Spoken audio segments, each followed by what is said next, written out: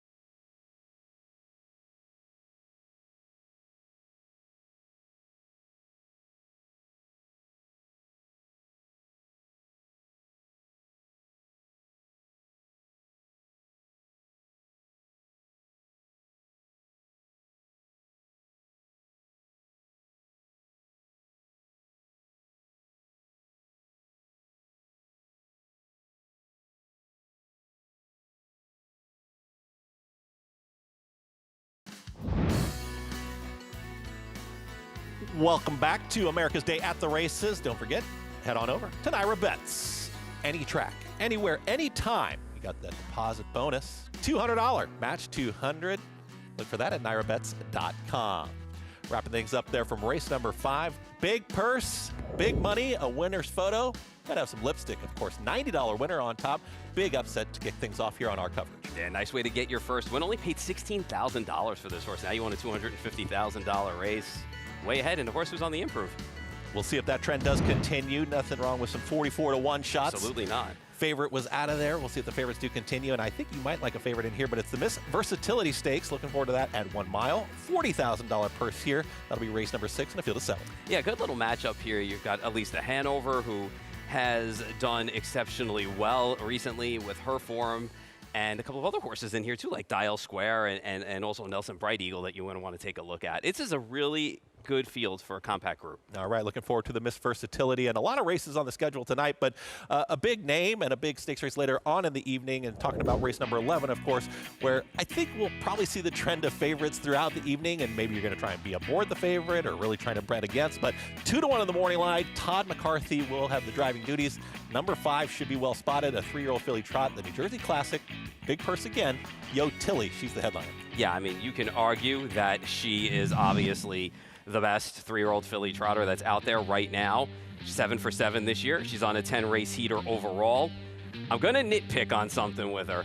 In her last race, she was getting out a little bit in the stretch last week, and I just don't like to see that. Now, listen, when she got straightened up, she was still much the best and got to the wire in front.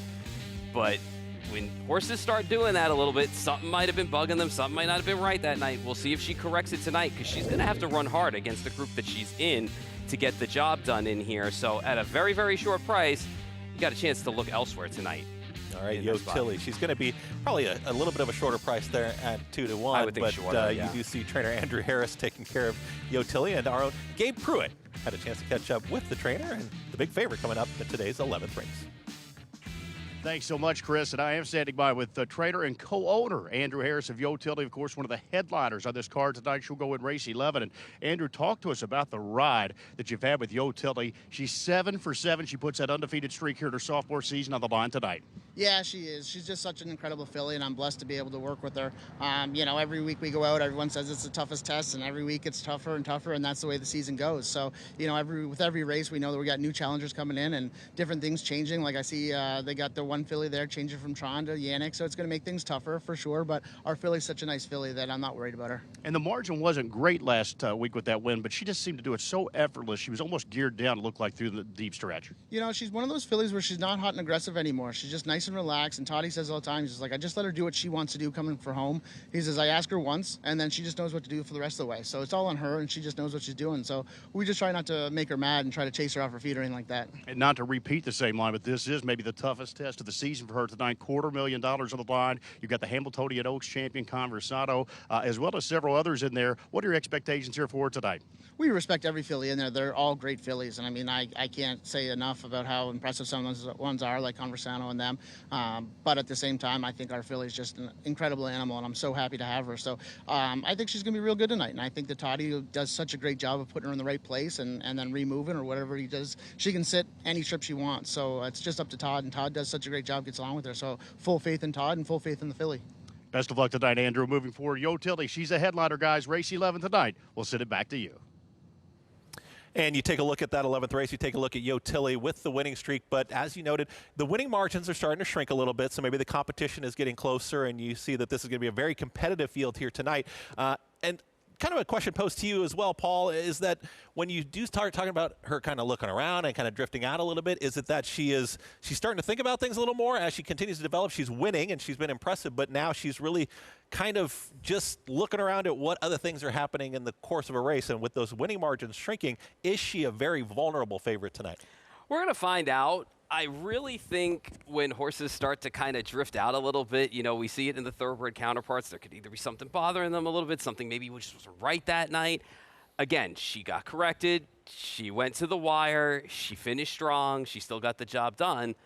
But now tonight, she's got to face horses like Conversano, who won, the Hambletonian Oaks. Champagne Problems has been chasing her around, but Champagne Problems is back on the improve again. It might be tough. The horse on the rail is going to bring some speed into this race as well. I know that she can sit any kind of trip, but at a short price tonight in a field like this with some question marks to answer on if she's feeling 100%, in my opinion, I don't know. I think tonight's the night you may want to take a shot against her. All right, we'll see. I think you're taking a shot against her possibly, right? I am. Looking forward to that a little bit later on this evening. We're going to take a look at a trot consolation race and $100,000. And quickly just, the qualifications basically, or what this race kind of means, because it's a non-wagering event. Correct. So basically, if you finished 6th or worse in your elimination event, you go into the consolation race here, and you still get to race for $100,000. All right, $100,000, some bragging rights here, non-wagering race, but enjoy it right here on America's Day at the Races. Ken Workington with the call.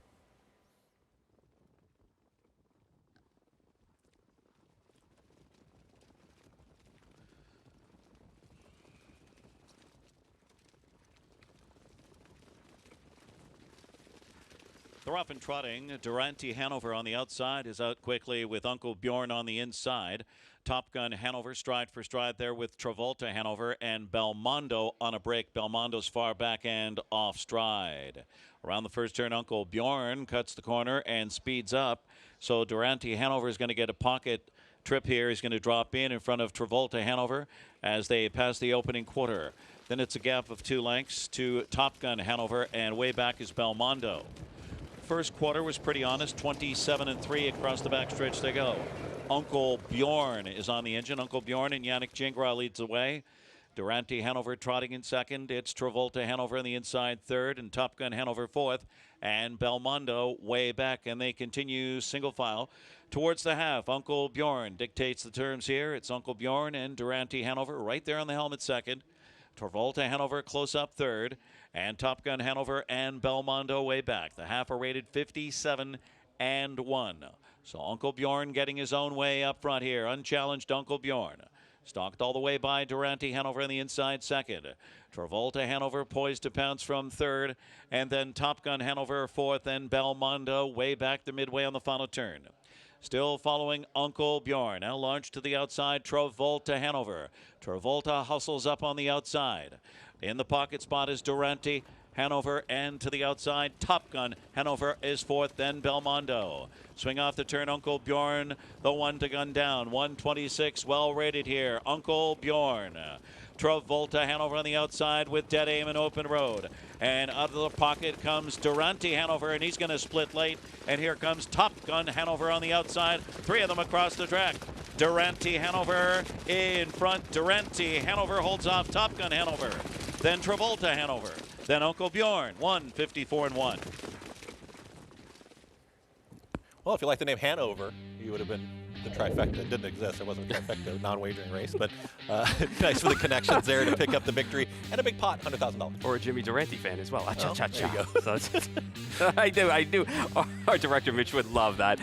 Durante Hanover, good run, just had a bad luck trip in his classic limit, and now wins $100,000. All right, congratulations there, but we got more to talk about. We're going to talk about Dexter Dunn. He was on a long shot. We'll see what he's got later on this evening. He's been the winning driver there at the Meadowlands. Plenty more on America's Day at the Races.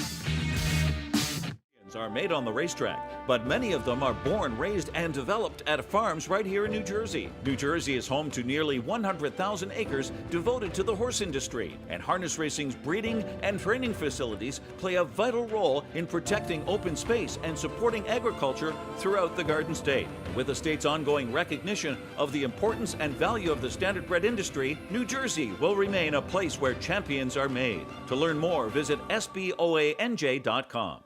Ever dreamed of owning a racehorse? Well, now you can for free. Introducing freeracehorse.com, where you get a real share in a real racehorse at no cost. Be part of the action. Get VIP access to training, exclusive behind-the-scenes content, and experience the thrill of the race like never before. Sign up now at freeracehorse.com and claim your free ownership share today. Don't just watch the race. Own it. Preferred Equine Online has proven time and time again to be the industry's online provider. selling the highest priced horses in all categories online, including racehorses, broodmares, yearlings, weanlings, and stallion shares. Full service, trusted and transparent. Contact Preferred for your online sales needs at www.preferredequineonline.com. Racetrack Television Network brings you every race from every track on every screen every day. Monthly packages starting as low as $5 per month. RTN gives you great value and access to more HD streaming and race replays than anyone. Visit rtn.tv today to sign up and watch on almost any device, including Roku and Amazon Fire.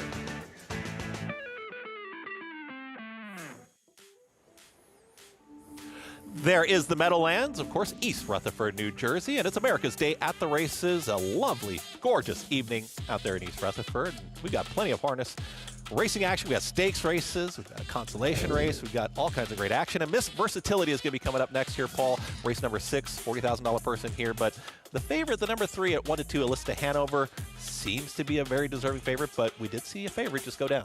Yeah, she's run well, though. She won the Hamilton Maturity, and she also won the leg of the Miss Versatility and the Girl Power as well. So legitimate horse in here. Favorites have not done too well tonight. We'll see if she can kind of break the streak for the favorites in here, but she's the best horse in form coming in without a doubt. You talk about breaking and, breaking stride. We've seen it in the first couple races that we've seen. And for those that aren't really familiar with some harness racing, joining us maybe for the first, second time, when they break stride like that, and we see this with 2-year-olds, some of the younger horses, it can really change the race, but also it makes your competitor a very tough journey the rest of the way. Sure, and for those of you who may not know what happens when a horse breaks stride, they kind of lose their diagonal rhythm as they're going along, front and back legs, and when they lose that, they'll start to canter, and then they'll gallop, and then they lose stride. Sometimes it's simply because of age. They just haven't matured enough yet as far as getting the ground under them. Sometimes it's because they're hearing a lot of things around them, and they just jump off stride. Sometimes when they're going to the gate, you get them revved up going to the starting gate, and they'll knock their knees sometimes, and that'll get them off stride. So that's why a lot of times when you see 2-year-old trotters start, they have to qualify. And when they qualify, they'll start to qualify them by time. They have to beat the clock in order to race. So you'll start to see 2 minutes and 2 seconds, 2 minutes, and by the time they get to 2 minutes, then they'll start to get into some races. So sometimes horses have problems with it. Sometimes it's a mental thing that has to be corrected as they grow older and they finally race a few times. There's various reasons why it could happen. And sometimes you'll have horses that have raced 10, 15 times, it never happens, and something catches their eye, and they just jump off stride. If you do see it in some of that form, though, is it going to give you a little bit of pause? Absolutely, yeah. You want to have some pause when you see that, and sometimes you will see horses break on smaller tracks as opposed to larger tracks. You want to keep that in mind as well. All right, we'll be looking on that throughout the evening, and hopefully your selections don't break stride, but we are going to get back in stride here. We're going to talk about a great tradition called the Little Brown Jug. When we come back, we got plenty more on this evening. Come on back here, America's Day at the Races.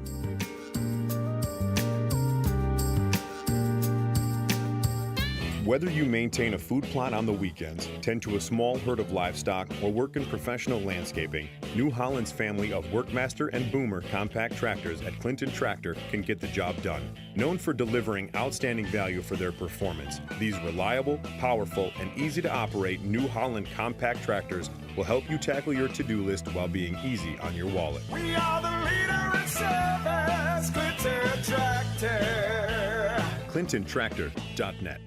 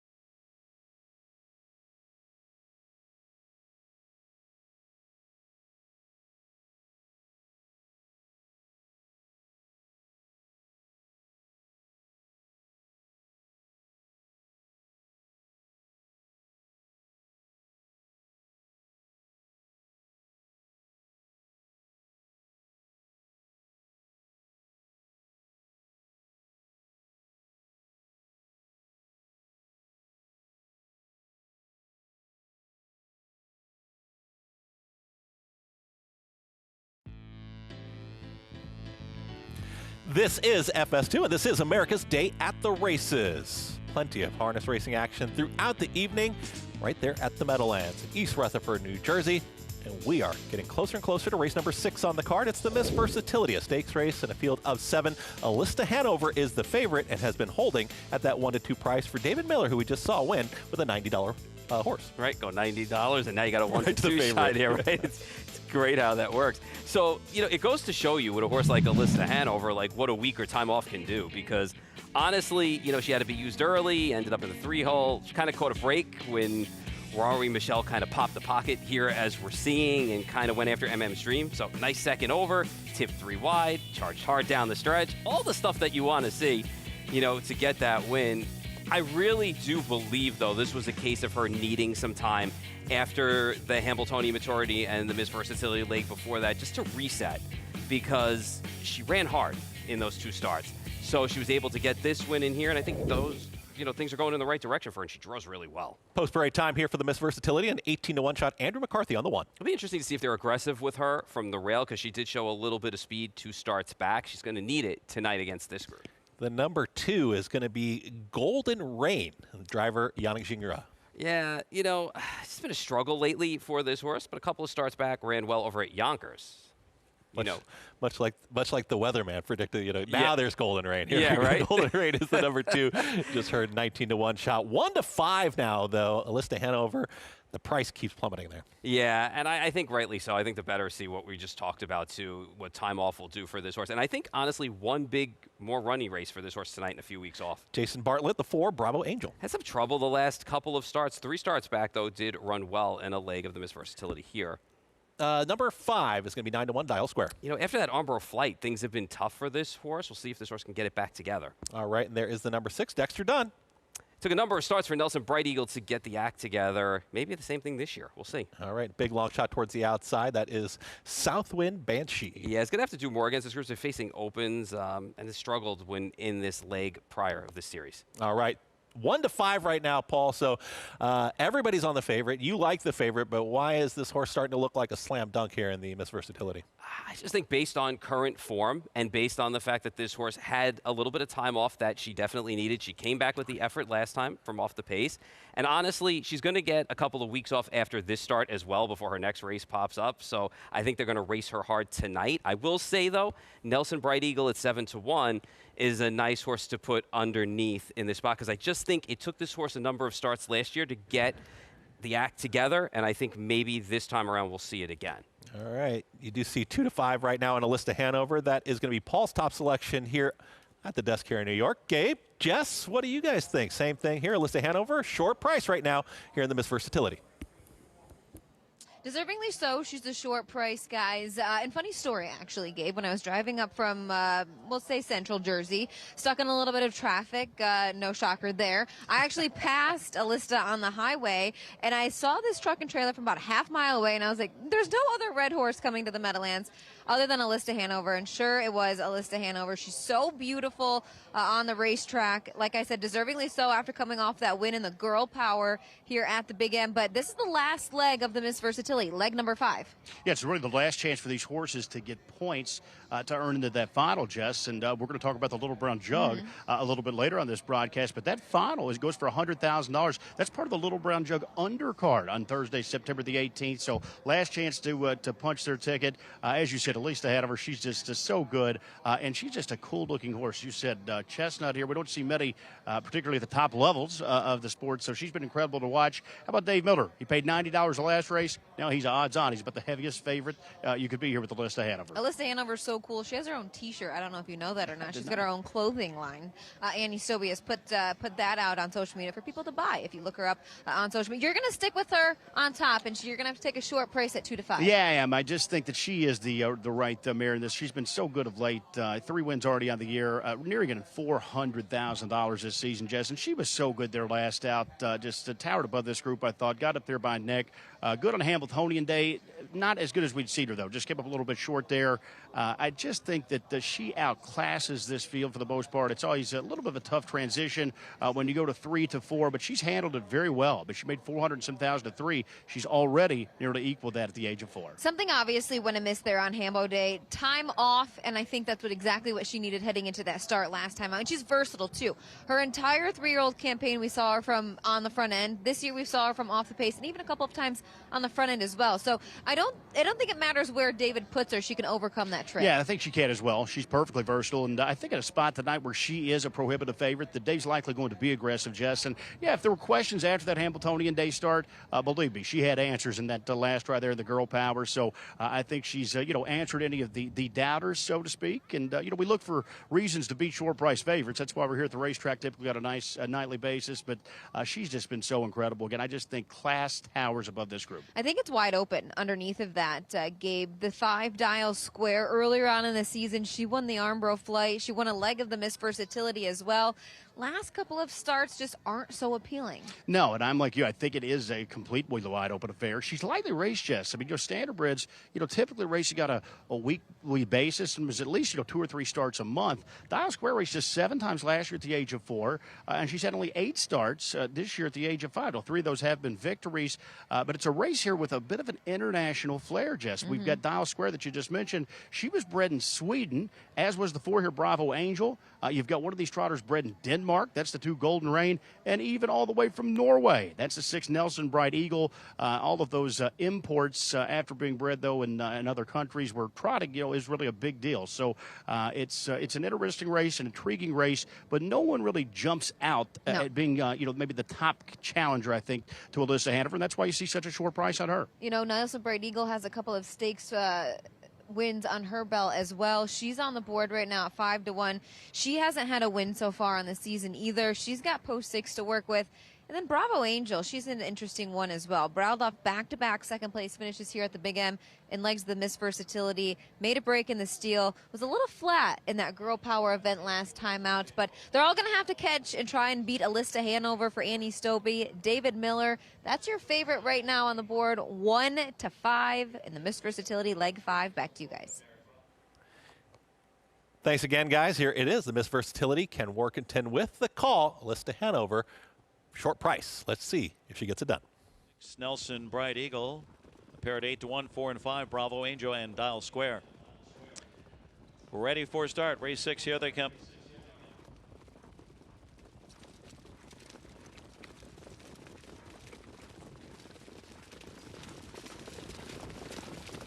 Mares are off and trotting. Bravo Angel and Nelson Bright Eagle out fast on the outside. Alyssa Hanover just floated away. Eteria from the rail with Golden Rain on the inside. 5th around the first turn. Then comes Dial Square. Southwind Banshee's the early trailer. Marching up front, it's Bravo Angel. Bravo Angel and Jason Bartlett setting up shop there. Nelson Bright Eagle in for the pocket right now. Eteria trotting in 3rd past the quarter. Then it's Alyssa Hanover and Golden Rain and Dial Square and Southwind Banshee. 27 and 1. A pretty crisp opener there. Across the backstretch they go. Bravo Angel paves the way. 9 to 1 on the point here. Nelson Bright Eagle trotting in 2nd. Eteria is 3rd. Alyssa Hanover looks at the speed from 4th. Golden Rain is 5th on the inside. Then Dial Square and Southwind Banshee, and no changes. They reach the half. Bravo Angel. Jason Bartlett calls the shots there. Nelson Bright Eagle and Dexter Dunn. A perfect trip so far. 56 and 4, 29 and 3, second quarter. Here comes Alyssa Hanover in the Buckeye. 3rd, soon to be 2nd and challenging. A live toe for Golden Rain, now 4th on the outside. Eteria is shoveled to 5th on the rail. Up 3rd over is Dial Square, gapping her cover just a bit there. And then Southwind Banshee still trailing at 3 quarters. They're trying to figure out Bravo Angel. Bravo Angel on a wire-to-wire mission. Nelson Bright Eagle on the inside. Alyssa Hanover on the outside. 3rd. Looking for room is Eteria. 124 and 2. They trot for home. Bravo Angel scoots off by 2, now 3. Bravo Angel out sprinting them. Nelson Bright Eagle after a pocket trip looks to shake loose. Alyssa Hanover on the outside. They're chasing Bravo Angel. A well-rated Bravo Angel with the ups. It goes all the way. Then Nelson Bright Eagle, Alyssa Hanover, then close, Eteria or Golden Rain, 151 and 2. Night of long shots continues there as the favorite goes down with a third. Didn't really look to threaten their Alyssa Hanover. Bravo Angel, though, gets brave on the lead and pulls off a nice victory. Has the right pilot for that. Jason Bartlett super aggressive in the bike, and, you know, he loves to be in front. Spoke to him on Meadowlands Pace Night again on Hamiltonian Day and said, you know, you want to try and be as close as you can to the front, especially at the Meadowlands sometimes, and boy, wasn't a problem in this spot at all. Complete form reversal for this horse. Good job, though, getting this horse on the front end and being able to be well rated and get the job done. No real excuses for your favorite, and Alyssa Hanover came, you know, first over in that spot and just could not sustain. And we've watched plenty of races, but you can see the far turn. She was stalling a little bit. That gave you a little concern there at that short number. Oh, without a doubt, for sure. And Nelson Bright Eagle with a nice effort for second in here, starting to come back around. It took, you know, Nelson Bright Eagle a couple of starts last year to start to come around, so same thing happening this year. And what did you feel about the fractions and kind of the times on the race that we've seen so far? Did you think it was kind of an overwhelming, like an abundance? Do you want to be towards the front end? Does it really matter? I mean, it just seems like we've seen some versatility, and in this missed versatility, we saw Bravo Angel 9-1, nice winner. Yeah, just got well rated on the front end and was able to scoot away and get a little bit of separation and do enough to hold on. It came home at 27 flat, so nice effort for this horse, and Jason Bartlett, second winningest driver in the country right now. Wow. By wins. How about that? If you like favorites, this is not your night. You cannot be right now, involved no. with the favorites right Absolutely now. not. As Bravo Angel does it on the front end, all alone, nice victory. Gabe, your thoughts here from the Miss Versatility. Well, Chris, first of all, I think if driver Dave Miller had it to do over again, he may have taken a more aggressive shot here with the favorite Alyssa Hanover. I think maybe one of those races that he thought, you know, she could probably win it about any way that he wanted to drive her. But as it worked out, Bravo Angel came up, you know, very good here on the front end, but the pace was just so slow. I mean, for this level of a horse, to get to half in 56 and 4, 3/4 124 and 2, that just left the Bravo Angel with so much left of the tank there. She was able to sprint that final quarter in 27 seconds. It also waited the horse in behind her, the 6 Nelson Bright Eagle, who had taken that good trip on her back, and ultimately it just left a little too much to do for Alyssa Hanover. She couldn't make up that type of ground as the two horses there in the front. They were just not tired whatsoever. They still had plenty left of the tank, so ends up getting the third spot there with the favorite. Jess Godden, though, she's standing by with a guy that did a great job at the bike here. That's driver Jason Bartlett and Bravo Angel. Thanks, Gabe. Bravo Angel takes leg number 5 of the Miss Versatility. Winning driver Jason Bartlett, first and foremost. Maybe a stiff first quarter, but then after that, well rated.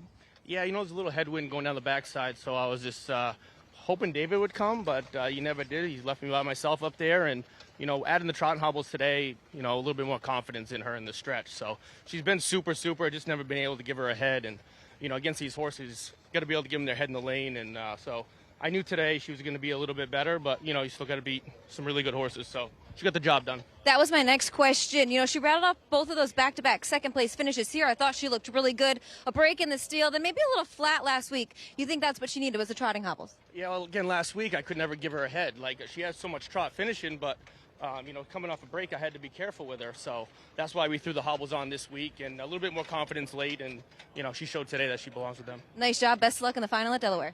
Thank you. There you have it. Bravo Angel takes leg 5 of the Miss Versatility 2020 to pay. Sometimes we do forget, Paul, when you talk about some of these races, that pace does make the race, and you can change your tactics, and you saw Bravo Angel did it there. Absolutely, and the equipment kind of helped with the little change there when the hobbles on, and Jason Bartlett just had more confidence this week. If you don't like favorites, tonight is your night. Come on back here, and we'll see if we keep the long shots going here on FS2. Purple Haze Standardbred Adoption Program in Oxford, New York was created in 2018 by Wanda Palacini to provide training to transition for finding homes and new careers for horses. Horses are started with groundwork and then ridden in an arena before moving on. Horses at Purple Haze are then evaluated and adopted out based on abilities and temperament. If you have a horse that you care about, or if you are looking for a great pleasure horse, contact Purple Haze Standardbred Adoption Program at 518-669-2715. You bet with Naira Bets. Bet any track, anywhere, anytime. Download the Naira Bets app to play today and get a $200 deposit bonus. Watch live horse racing. Get expert picks. Boost your bankroll with weekly promotions and hone your handicapping skills with exclusive tips and tutorials. Download the Naira Bets app now. Sign up now to claim your $200 deposit match bonus. You bet with Naira Bets.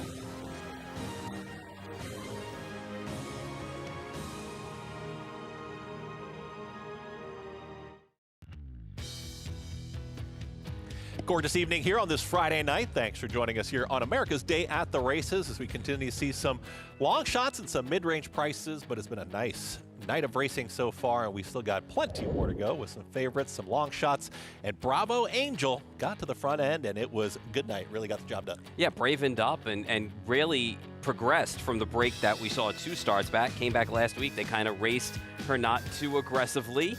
And then tonight, she was able to establish on the front end and showed good trot late to just get there in front, and Nelson Bright Eagle right on her back. And we did hear from Jason Bartlett there in that interview with Jess Otten that talked about a headwind a little bit up the backstretch. What does that have to do with our handicapping here the rest of the evening? Obviously, if you're running into the headwind, and you're leading that train, you're actually catching all of that wind. So if you're in behind and you're in a pocket, obviously you're not catching as much. It's almost like drafting in behind. But then again, in the stretch, it's at your tail. So everybody's kind of in the same boat. But sprinting home in 27, trotted home big. So they had to run fast to keep up. That's why you stick with us here throughout the evening, so we can handicap throughout the evening and try to catch some winners here together. $150,000 of the purse coming up. 2-year-olds will be back on the track here at 2-year-old Phillies Pace, the New Jersey Classic Final. And seems pretty wide open right now as a 2-to-1 favorite. Not lukewarm, Perfect Thought. That's the 3.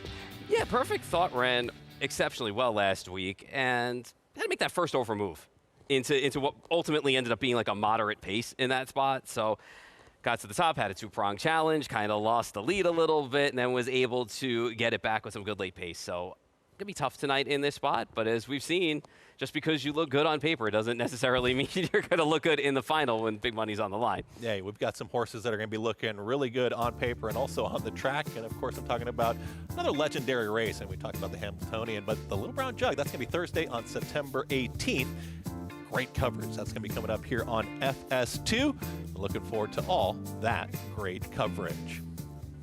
And, of course, you talk about legendary races and you talk about legendary harness races, and the Hamiltonian definitely comes to mind, and we just celebrated that. But also big races, big horses. The Little Brown Jug is one of those historic races that has got that real home feel, comes from the fairs. And you talk about Labor Day and after Labor Day, what happens. It's been an ongoing tradition. And the folks there, they always like to celebrate the Little Brown Jug. The first edition of the Little Brown Jug was contested at the Delaware County Fairgrounds north of Columbus, Ohio in 1946. Known in the sport as the Jug, each year the Pacing Classic attracts harness racing's brightest stars, and fans pack the stands in America's heartland to witness one of the most coveted contests in the sport over the storied half-mile oval. I served my first tray of pop in the grandstand when I was 13. And so I haven't left since. 10 years after its inception, the Little Brown Jug sealed its place in history when it became the penultimate jewel of the Triple Crown for pacers. The list of winners includes some of the greatest horses to ever participate in harness racing, such as Brett Hanover, Niatross, Fan Hanover, Nihilator, and Beach Towel. Beach Towel! Showing his heels to the field! There is nothing on the planet like the Delaware backstretch.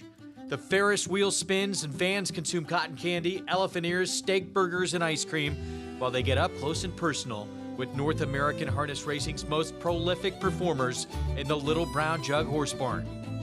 The Jug occupies a special place in harness racing, which for more than 2 centuries has been prevalent at county fairs. But the event is also exceptional for the community and the thousands who travel from all corners of the continent to attend. With 40 to 50,000 fans on the grounds, people lock lawn chairs in place to preserve a seat as early as Memorial Day for the 3rd Thursday in September. Delaware is very prideful of the race, and they love it. They enjoy it. They take Thursday off. The schools are closed. The banks are closed. The whole community gets in. There's volunteers that are helping us throughout. Organizations that are helping us, and I mean, we have an awful lot of employees and volunteers, and a lot of that comes right here from Delaware. While the first Jug was contested for a purse of just over $35,000 over 75 years ago, today contestants are running for $525,000 in what's become the premier pacing classic for 3-year-olds.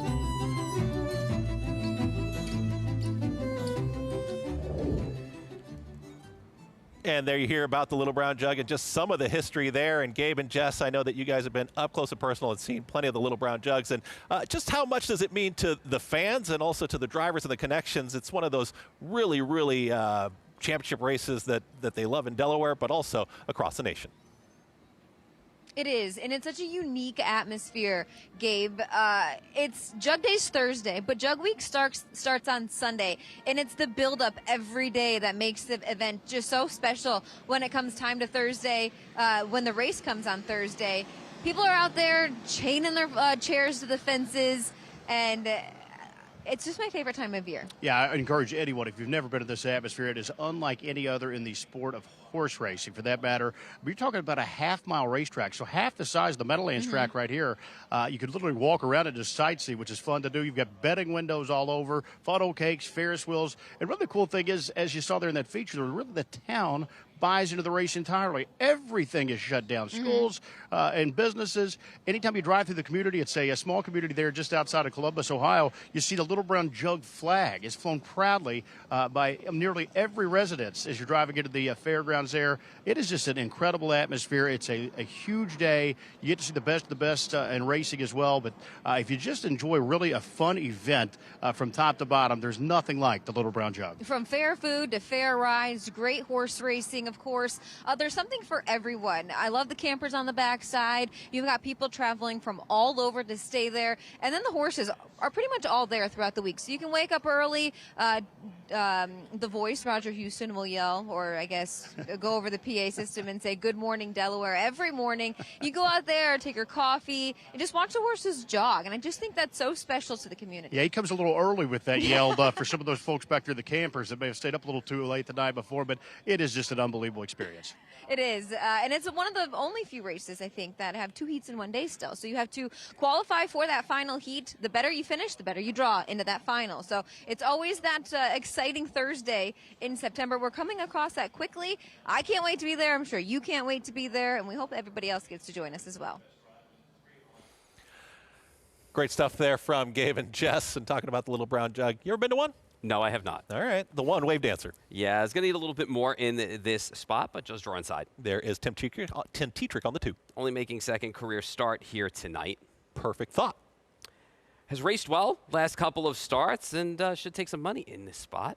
All right, looking at the number 4 next, 6-1 here on Corey Callahan with the driving duties. Yeah, kind of was a little bit wide last time while trying to make that run. Draws better tonight. We'll see what we can do in this spot at a price. Car Keys here, going to be the number 5 at 3-2. Currently is going to be your favorite. Yeah, and I think because people see that there's still room for improvement with this horse, some upside, only having 3 career starts. I think we're still trying to find Car Keys. Yeah, it might have been lost a little bit. He's out of there. Hey! It's the one thing. They always get lost, always misplaced. Really? Yeah. Okay. Dexter Dunn, though, Car Key's pretty impressive, Is right? that why you take the train? I know. Here's the 6 in Lady Sasson at 11-1, Andrew McCarthy. $60,000 purchase, looking for the second career win. It's been a while. One you like there, Dave Miller on the 7. Yeah, I'm hoping Lasix is the key tonight. 30-1, perfect and sweet. Oh, thank you. Yeah. I know. Long shot here tonight against this group, though. Drawn wide and still looking for that first career win. And one more here, Southwind Roanoke at 30-1. Also in the same boat as the 8, still looking for career win number 1 in this spot with a wide draw tonight. We've seen mid-range prices, and you like a mid-range price in here. Currently 9-2. That is going to be this number 7 in Napalm.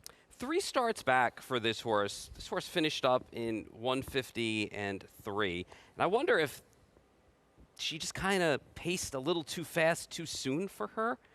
You know, and especially as a 2-year-old, sometimes they run a little fast. Sometimes it takes a little starch out of them. The last 2 starts have not been pretty, and she got bet in that homegrown. I mean, she was 20 cents on the dollar and didn't do much running in there. Came back with another subpar effort after that.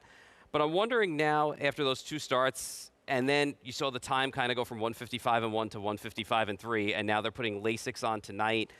Does draw a little bit further outside, but was going to come from off the pace anyway, so maybe gets a little bit of a helmet here and something to chase. Just something to look at here, and I think maybe Lasix will help this horse turn another corner as she gets back to improving. I asked you this question earlier, and I'm going to ask and throw it to Gabe and Jess here for race number 7. But talking about the 2-year-olds and kind of getting through that first portion of the year here of their 2-year-old season, now going into the fall, are we going to start to see a little bit more development? Things change a little bit because you like the 7 in here. Perfect Thought is at 9-5. Interested to see what Gabe and Jess like there at the Meadowlands, but also the 2-year-olds. Are we starting to see some changes here as we go into this, what I would call the second portion of the year, of the season there at the Meadowlands? Yes, we sure are. And just from a horseman side of things, Gabe, we ask a lot of these 2-year-olds. They start, they get broke after they get bought, they train down, and we're in the later part of it. They've been going for almost a year now, so it's a lot to ask on young horses. But that being said, you're going to start to see more horses develop. Yeah, I think so. It could go two ways, Jess, because a lot of times the horses that started off red hot with the 2-year-olds' first burst of the scene back in June or July, they sort of sometimes get a little tired and they start to tail off a little bit, whereas some of the ones that got in the middle of a later start or maybe raced a bit more conservatively early on, we still see them peaking here at the right time of the season. So it's about the time of season, Chris, where we have to ask ourselves, which direction are these horses heading? Yeah, that's exactly right. And we ask a lot of these 2-year-olds, but what I said earlier, what I like about this race right here is a lot of these horses can stay here. They don't have to travel, which I think is really important for some of the 2-year-olds. Yeah, I think so, because they get you accustomed to their environment, and home's home for all of us. They get to go back to that stall every single night, where they're out here on the East Coast, and that is a big part of it, as far as their routine goes. And they're just learning. You got to think, a lot of these horses, just their second, third time here under the lights, in front of a crowd. They've developed, they know what this game's all about, but it's all about the morning time where it's nice, quiet, not as much activity. So you really have to see how horses, learn those new environments as they progress. A couple of horses are vying for favoritism in here. The 3 Perfect Thought and the 5 Car Keys. 8-5 right now on Perfect Thought. You went elsewhere. You're going to go with Napalm, from Post 7 for Nick Drennan. Dave Miller still looking for that first win of this season. First time Lasix tonight. Well, I'll tell you what, Jess, I'm an avid watcher. When these horses first start to develop, they have what they call baby races. And you get to really see them. They're no purse money, but they go in the mornings. And you get to watch those whether you're live or you can watch them, via live stream. And you really get to gauge what you think. And I think visually it's so important. This was a filly that caught my eye. I'm talking about way back in June, mid-June. Thought she was excellent in those morning workouts. She started her career pretty good. She was raced a little cautiously. The last couple of those starts she had tailed off. So I thought maybe this is one that's, going the wrong direction. But as you and Paul have both mentioned, she does have Lasix for the first time. Now, that's a therapeutic medication, perfectly legal to race on. And it can clean up some issues if she's having it internally. So I'm hoping that's maybe the key that was missing here. So I'm thinking hopefully that could turn her season around a bit. She's been maybe just a little bit dull than I expected, but I still remember when she first got on the scene here, I think it's a filly loaded with talent.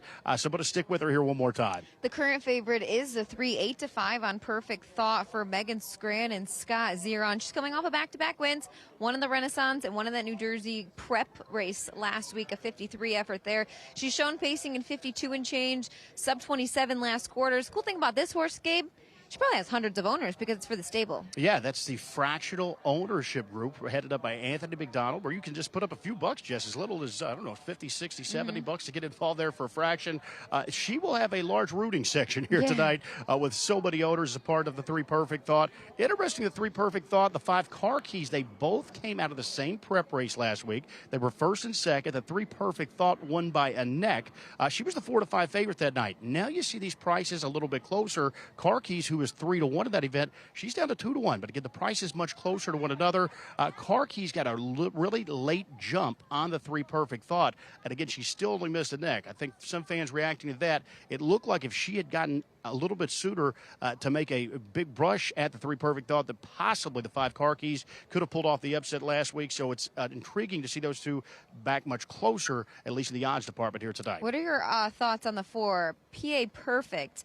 Corey Callahan in town for the drive. The start that really pops out as me is in that homegrown event 2 starts back. Parked every step of the mile and still kept charging and dismissed at 20-1. Yeah, and she actually beat the 5 Car Keys that night. She's been a little bit Jekyll and Hyde, though, Jess, is what I would call it. Sometimes she's very, very good. Even last time I thought she was a little flat there. She finished third in behind the 3 and 5, but a distant third. She was beating well over 5 lengths there.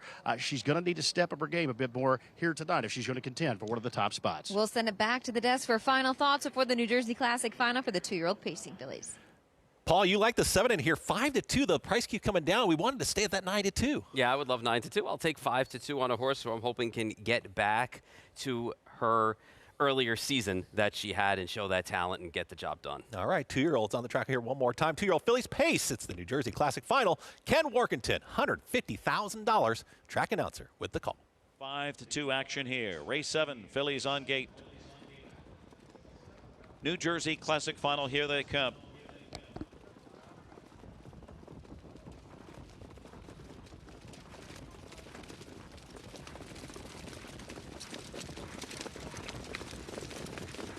They're Rob Karkey's PA Perfect and Perfect Thought, those three across the track, stride for stride. Wave Dancer just floated away in fourth into the first turn. Lady Sassin takes a seat in fifth. And Napalm on the outside, sixth, and gains a bit there, followed by Infallible. And then it's Perfect and Sweet and Southwind, Roanoke can see them all. And taking over Car Keys and Dexter Dunn. Car Keys to take charge. Perfect Thought second past the quarter in 27-1.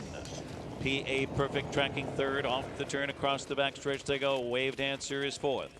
And then it's Lady Sassin on the inside, fifth, followed by Napalm. And then it's Infallible and Perfect and Sweet and Southwind. Roanoke can see them all, still trails. Single file, they get close to the half. Car Keys at 3-2. It's Car Keys by a length. Stalked all the way here by Perfect Thought. PA Perfect is third at the half in 56-1, just 29 seconds in the second quarter. Wave Dancer is fourth. They hit that far turn now. Lady Sassin still fifth on the inside. Napalm is sixth as they round the turn.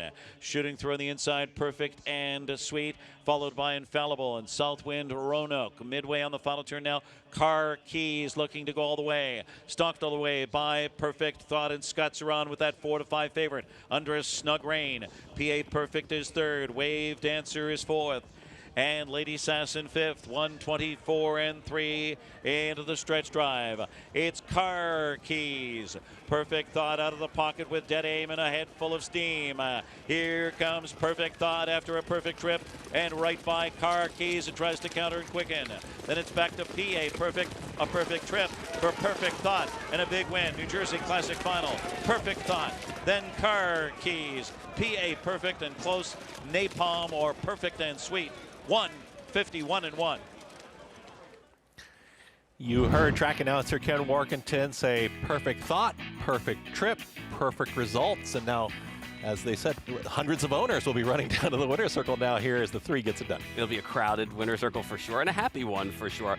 Two best horses on paper were running 1-2 all the way around the track, and it just was that perfect thought. Got to sit that drafting pocket trip and was able to pull out and pace by late over Car Keys, and I thought both horses ran well in this spot. You know, a couple of horses left, including the 3, 4, and 5, obviously, for the top. And Car Keys went to the top and led them a long way around. And only in career start number 4 had to settle for second again. So that's 3 seconds for this horse. But there's still upside and still room. And I thought that, you know, she ran really well tonight. She just got picked off by a horse in Perfect Thought who, you know, has just ran well and won several races now and has that experience of winning and just tripped out tonight. And from a wagering standpoint, we talk about formful races. This is a good example of it, right? You take a look at the contenders on paper and you see the 4-5 price, the 3-2. So a formful result because we see that the way that we thought it was going to play out on paper happened on the track. It finally did. You know, we saw a couple of races where we thought it was going to and it didn't. This time it actually came to pass. And honestly, I thought both horses ran well.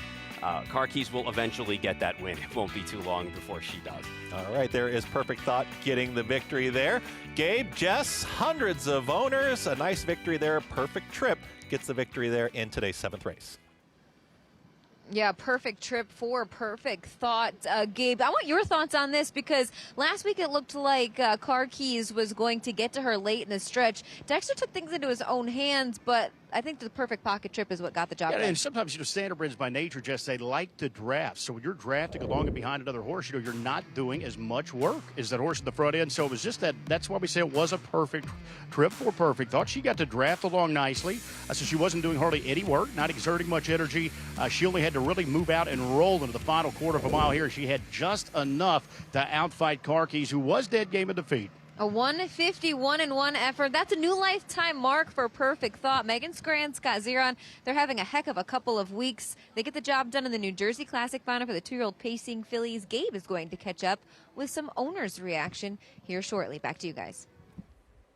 It's going to be a big interview there with several owners. Looking forward to that, but Perfect Thought was really impressive. We're going to come back with more. We talked about the Little Brown Jug being a legendary race. Another one, the Hambletonian. Talk about Nordic Catcher, recapping this year's Hambletonian. Plenty more still on America's Day at the Races.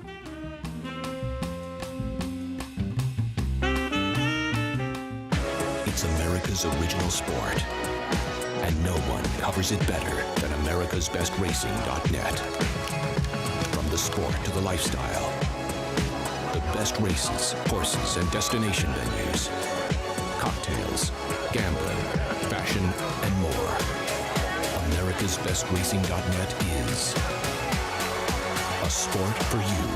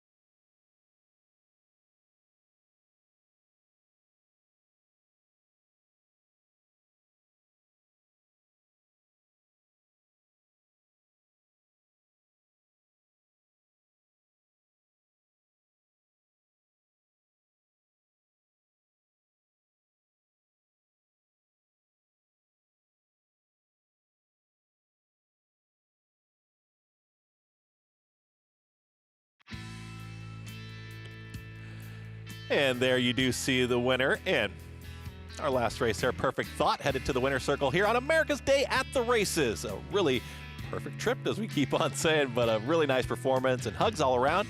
Winning owners, our own Gabe Pruitt. He's talking to the winning connections. Always exciting to get to the winner's circle. Thanks so much, Chris. And yes, it is a special moment here because I am with Laura Brower, who's a co-owner here on Perfect Thought. Laura, of course, the sister of her Hall of Fame colleague, Dave Brower. Unfortunately, we lost way too soon. And, Dave used to hang out with us here at the track. Laura, you had not spent much time at the track, and you've gotten really involved here in a big way now. When Dave passed, how I wanted to honor him was go around to all the tracks that he loved, leave his ashes, meet everyone, and it really sucked me in. As I always say, the industry really embraced me based on the love they have for Dave. And I came home from Lexington after his 1-year anniversary of his death and said, oh my God, I want to buy a racehorse. So Dave Little's wife, Debbie, says, if you're really interested, you should talk to Anthony McDonald. So I did, and here I am, 8 horses later. But this filly is really a fantastic girl. I knew she was special, and I texted Anthony. He's at Lexington. I gotta have some of that. I gotta have some of that. I gotta have some of that. And I just couldn't wait for her to race, and she is just doing fantastic. I'm so excited. And you've had a lot of wins over a short amount of time. This is the biggest one. This is the biggest win. This really is the biggest win. I'm so excited. And talk to us about how you get involved with the stable. You get on the website, I know, and check out. They just offer different shares of different horses, I believe. Yes, everything is up on the website. Anthony literally does videos every single day and keeps you updated on everything. I knew 0 before I started. 0. And just listening to him every day, I learned so much. And now I'm Dave must be looking down going, how the heck is she doing this? Because she knew nothing. I know him and my father are really getting a kick out of this. I really wish it was something I could have done with him.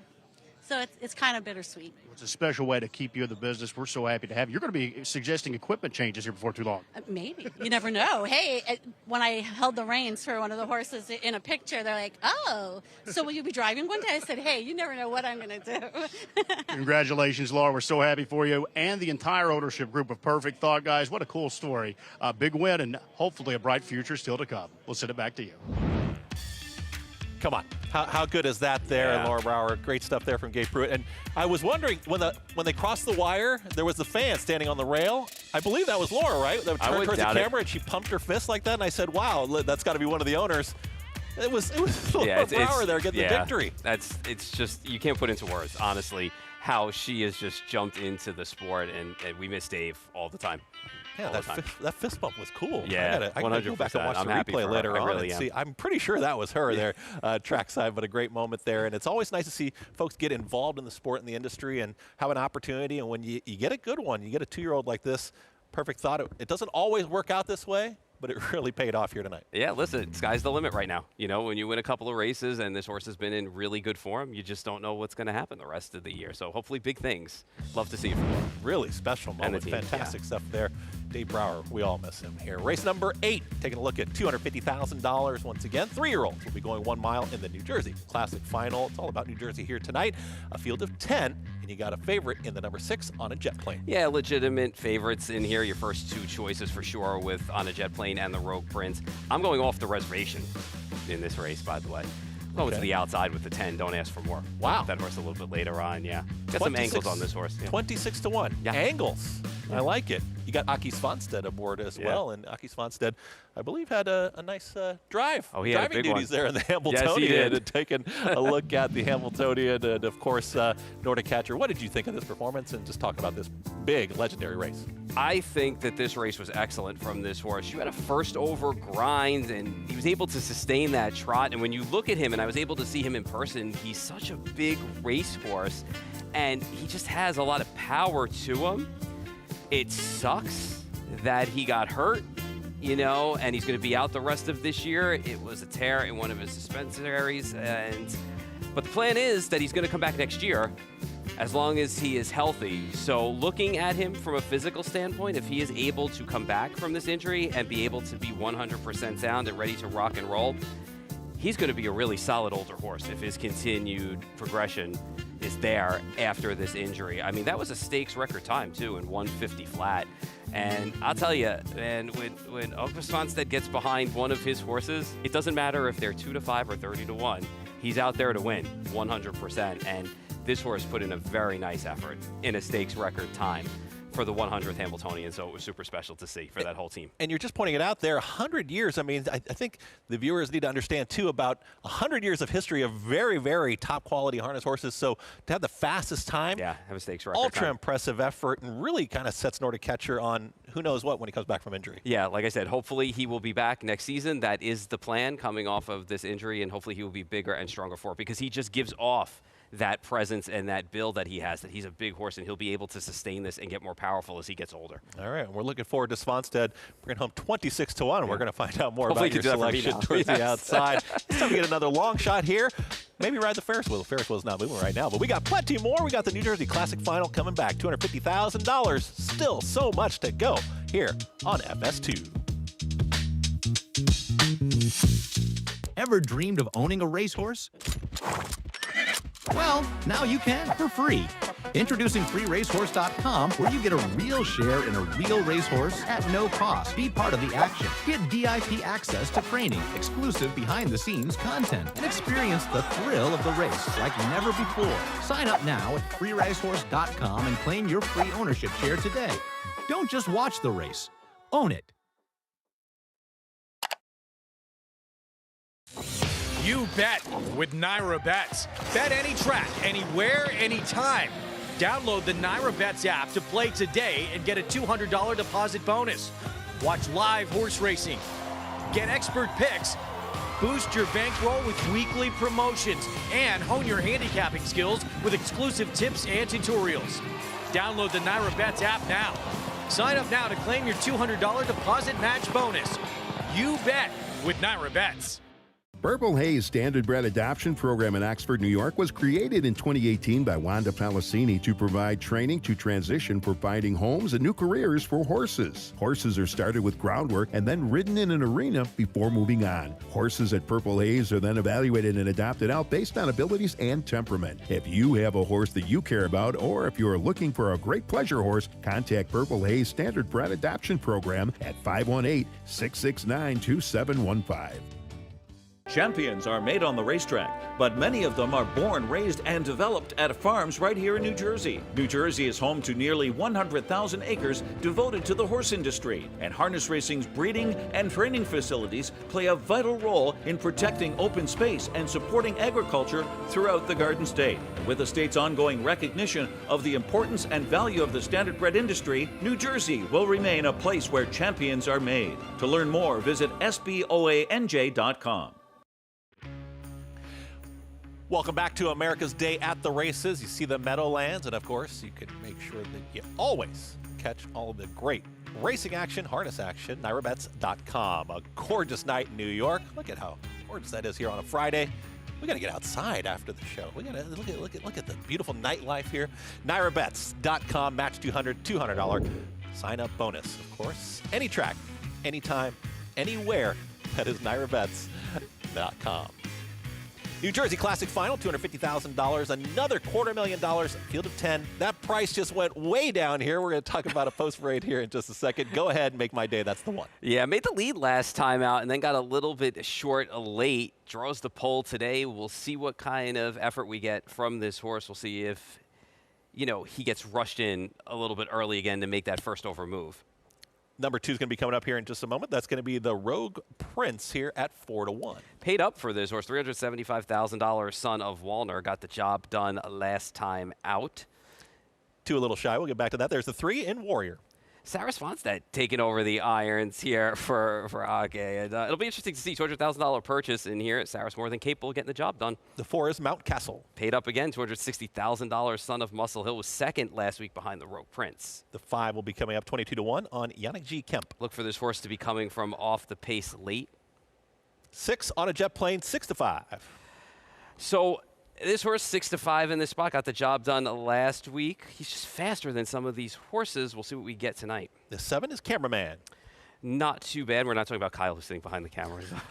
We're talking about the horse, but ran well last time. Bring some speed into this race. Only got beat 3/4 of a length. Here comes the 8 next, and that's Go Boom. Dexter Dunn, another number, 21-1. Yeah, not often you get Dex on some of these prices, but stick in with this horse for the Melander barn in here. The number 9 coming up, 32-1.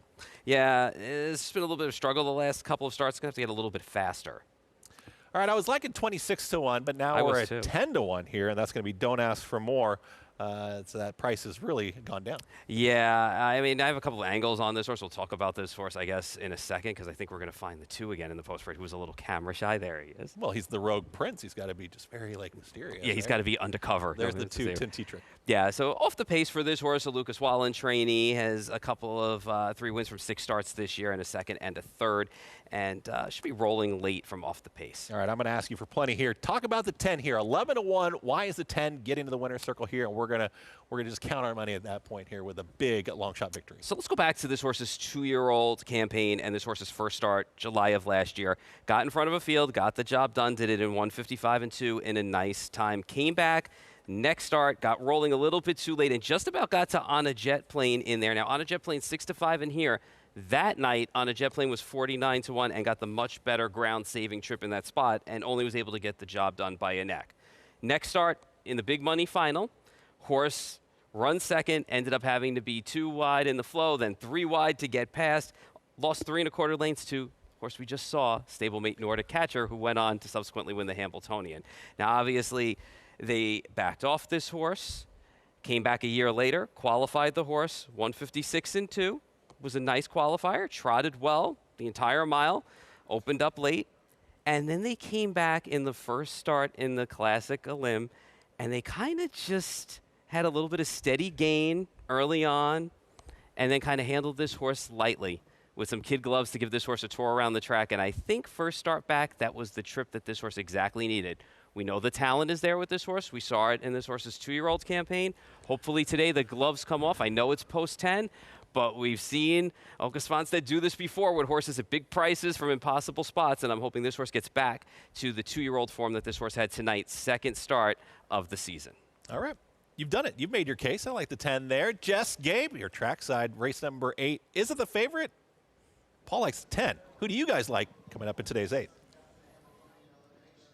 Well, I think Gabe is also on board with a price. He just went by us. Go ahead, make my day. He's a gray trotter for Blake McIntosh. Yannick Gingras aboard the son of Wallner. Looked like he was a bit of a handful for Yannick. Yeah, he really was, but he raced exceptional last week, Jess. He added Lasix for the first time, but I thought it was a big improvement. You know, he was first up there. He had to do a lot of the heavy lifting, so to speak, in that race, and he was narrowly defeated, just 3/4 of a length in a third-place effort.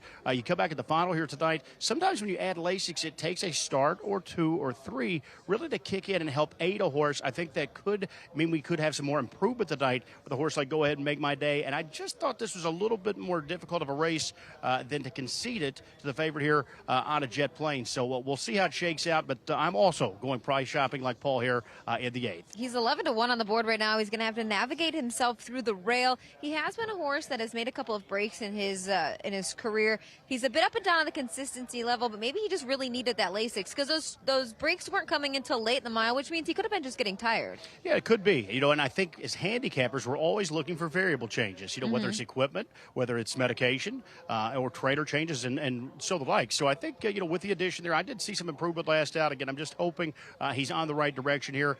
And I didn't think the 6 on a jet plane was invincible in this spot tonight. I will concede he should be the favorite, and he is the one to beat. But I do think it's a race where we could, you know, go a little bit upset watch. You are getting even money on a jet plane from Post 6 tonight. He was an elimination winner from well off the pace. What I like about this guy, Gabe, is he's pretty versatile. 3 starts back, we saw speeds at both ends of the mile after sitting in the pocket. Last week, we saw him from off the pace, and I think that's his best attribute, is really chasing down those horses in the late stations. Yeah, and he was only a neck winner, though, and he had a perfect trip last week, Jess. I know he wasn't completely fully extended, but he was a 1-9 favorite there, and just won by a neck. I didn't think that he was quite as good as we see in the past. Now, one thing I will note tonight, I saw the equipment changes. They have pulled the shoes on a jet plane. So, you know, when they do that, it really, you know, again, talk about variable changes. It will lighten a horse up, and it tells me they're taking a, you know, bold shot, which obviously with $250,000 the line, they'll all be in that department. But I do think, you know, that it shows a little bit of a vote of confidence. I don't think the connections would have pulled those shoes tonight on a jet plane. You can't get away with it every single start. I don't think they would have taken that move unless they thought he was in prime time form. So I do think the son of Walter's going to fire a big effort tonight, 5 of 9 of the season. But I just don't think he merits even money type attention to this spot tonight, even with those shoes pulled. He is the horse to beat. But we're going to try and indeed do just that. I do want to mention as well, you know, he was in that Beal at the Poconos 2 back. You see Super Chapter and a Moticon Legacy beat him in that effort. He trotted in 50-4. That was a world record performance on a 5/8 mile track, and I think those two really separated themselves from the rest of this field. So when he had to step up again in against the big boys, I thought he did a very good job. 5 of 9 so far in the season. Perfect middle pack post. Even money right now. New Jersey Classic final for the 3-year-old Colton Geldings on the trot. Up next, we'll send it back to the desk for final thoughts. All right, getting ready for race number 8 here, and I like it. We're kind of looking at some prices, the 1, the 6, the 10. Anybody we forgetting here in this 8th? I think the Rogue Prince is a horse that you probably want to take a look at, especially if things get a little hot and heavy up front. He's a horse that definitely can come from off the pace with a big late trot. Let's get your 10 home. Let's get a winner here. Ken Workington with the call, $250,000, race 8, New Jersey Classic final. We're ready for start. Here they come.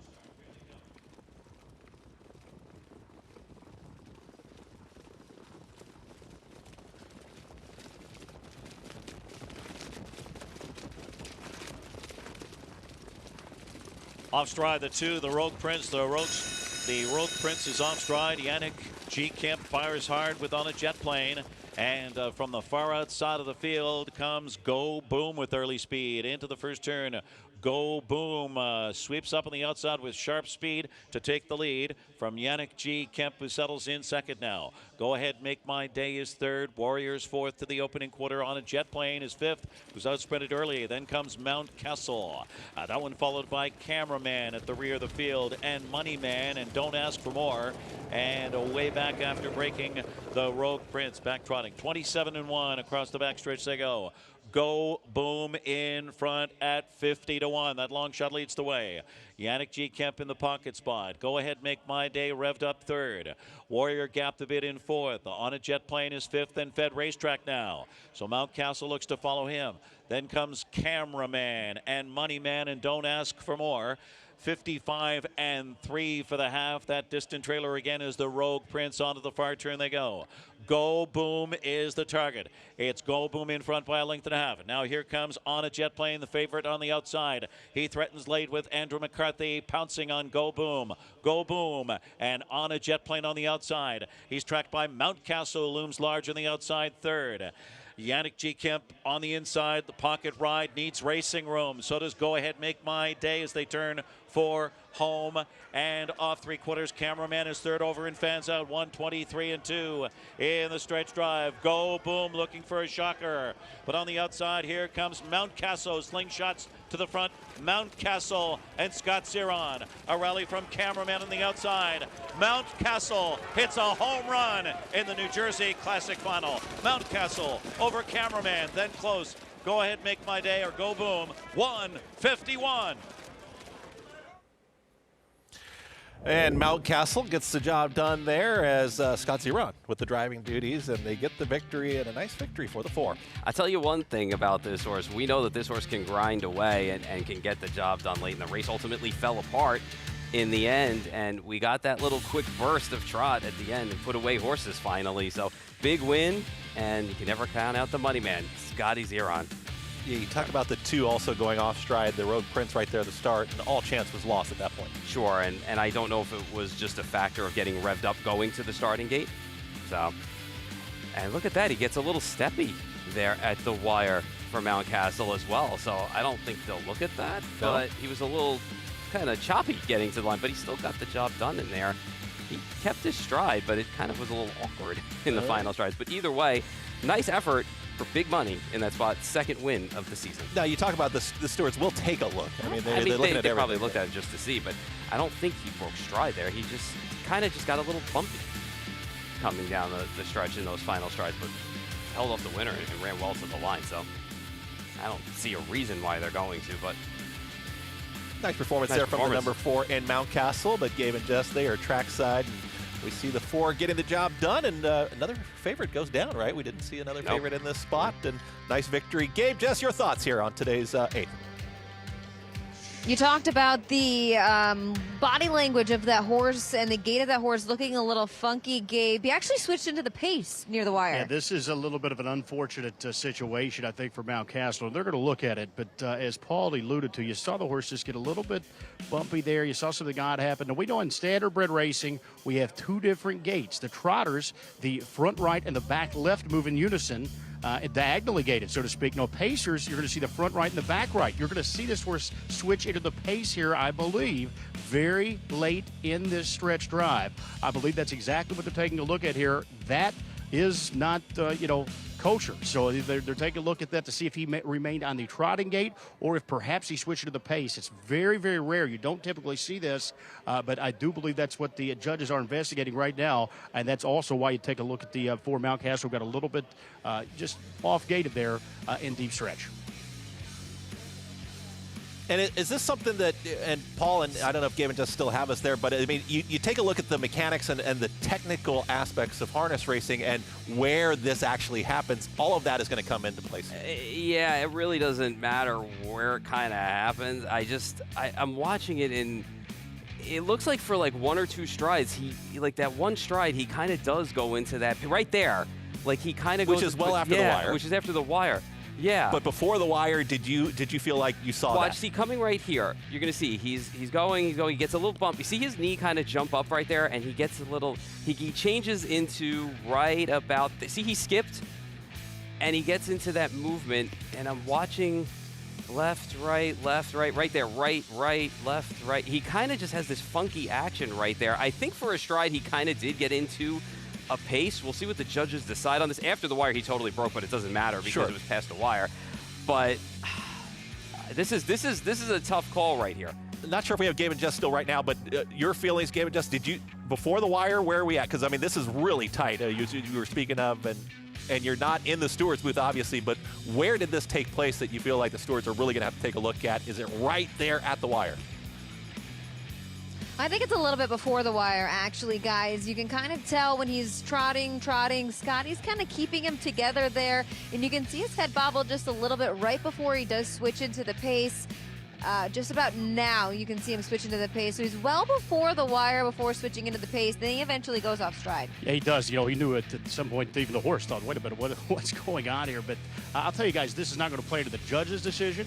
But just from being trackside here and on site, this is a $250,000 race. When driver Scott Zeron returned to the winner's circle, which he did, he saw the inquiry up there. The body language tells you he thought there might be a problem here. He was not all smiles and high-fiving, it seems. I think he knew there could be a little bit of an issue here, so the judges are going to continue to watch this. And the key question is, did he, move into the pace for long enough where the judges felt, it's going to, make a difference in the outcome of this race? Was it just a stride or so with a clear length win? So a lot goes into making this decision, but I do think that it's very clear here, at least 2 or 3 steps before the wire, that he switched over from a trot to a pace. It's just a very rare scenario here that the judges are going to have to, take a good long look at before ultimately we know who took this big money race. And by the way, the runner-up, a big long shot here, the 7 Cameraman, he's 21-1. So it's a bit of an upset with Mount Castle already. Could be a large upset on the card tonight, but all of the connections are standing with us here, track side of the 4 Mount Castle. You see they are taking a look at what everyone else is. This replay on the Jumbotron out in the infield as the judges continue to decipher exactly what took place here in very, very deep stretch. And where would this, if they do disqualify, where is this horse going to end up being placed? That's up to the judge's discretion where he ends up going. I mean, ultimately, I would think, I'm not 100% sure where they would place him in this spot, but I think the main concern for the judges right now is, A,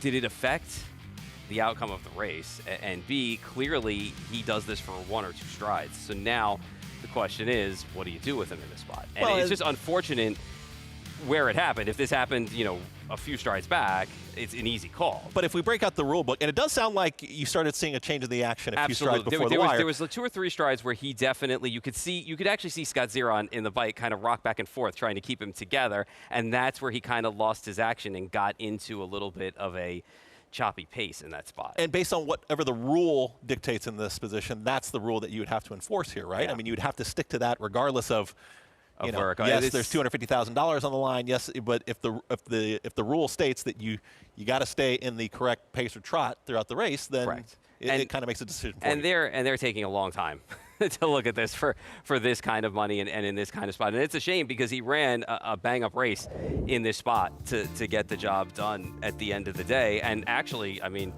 the horse that will get put up if they take this horse down in Cameraman, was game last week as well, and put in a very good effort here to be second, and it looks like he's coming down here.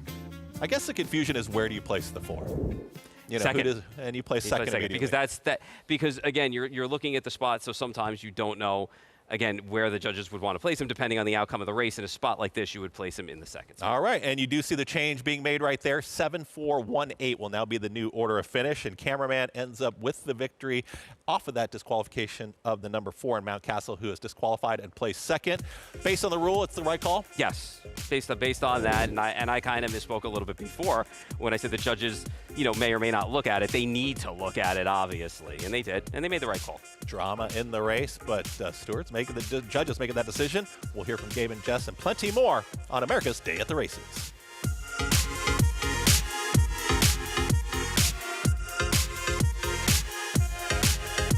Preferred Equine Online has proven time and time again to be the industry's online provider, selling the highest priced horses in all categories online, including racehorses, broodmares, yearlings, weanlings, and stallion shares. Full service, trusted and transparent. Contact Preferred for your online sales needs at www.preferredequineonline.com.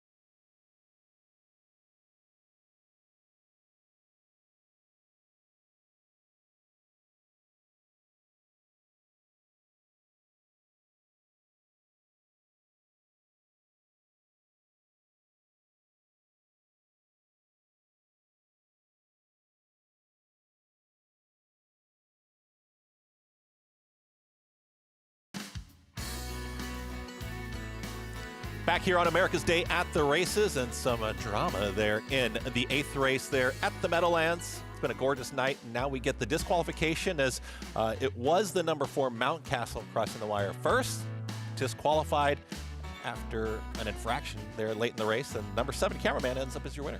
Happy for Jason Bartlett, and we'll take a look right now at what happened to Mountcastle. Right there, starting to lose action a little bit late, goes from the trot to the pace. You cannot do that. It was not that far from the wire. It's a heartbreaking way to have yourself disqualified from first and then put in second, but ultimately the right call by the judges, even in a big money race, and Cameraman gets put up, and Cameraman ran a hell of a race to be second, especially considering that Cameraman usually likes to be up closer. And tonight, Jason Bartlett had to race that horse from off the pace. So was able to get the job done in there, up for second, ended up ultimately being placed first. So nice effort for Cameraman off a good effort last week.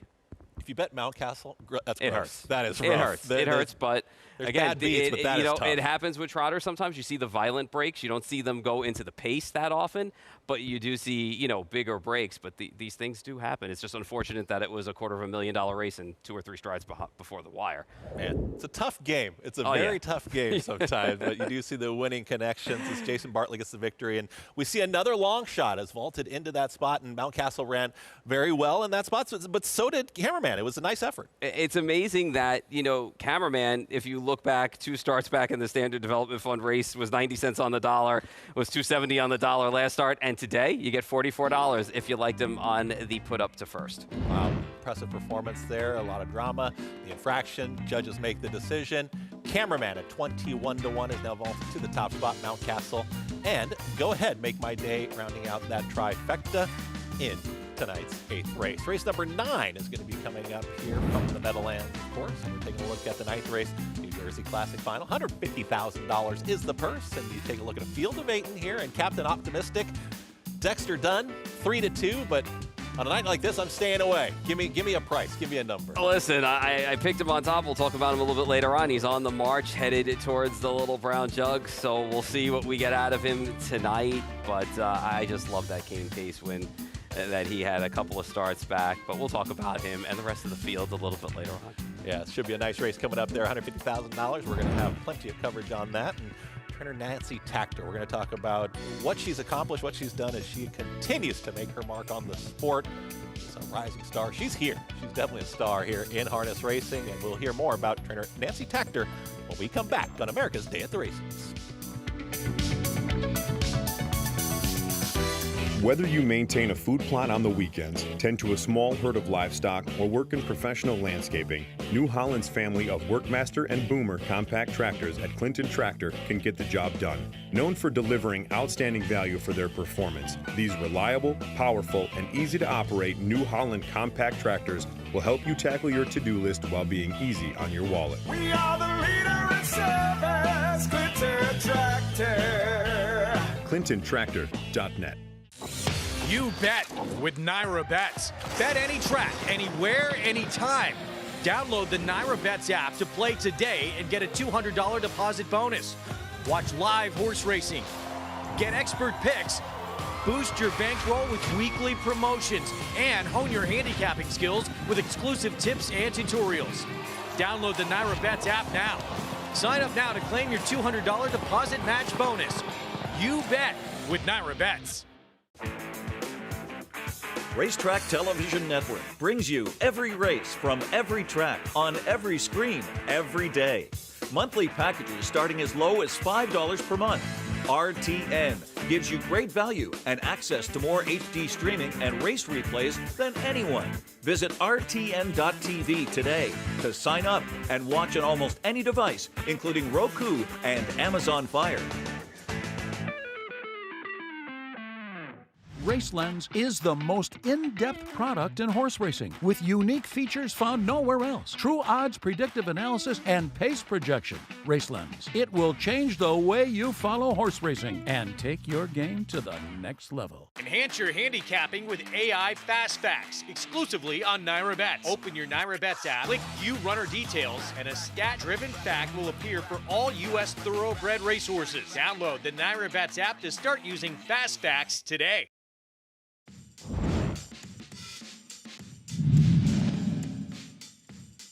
and Carl is third on the outside. 6 Sauer needs some racing room.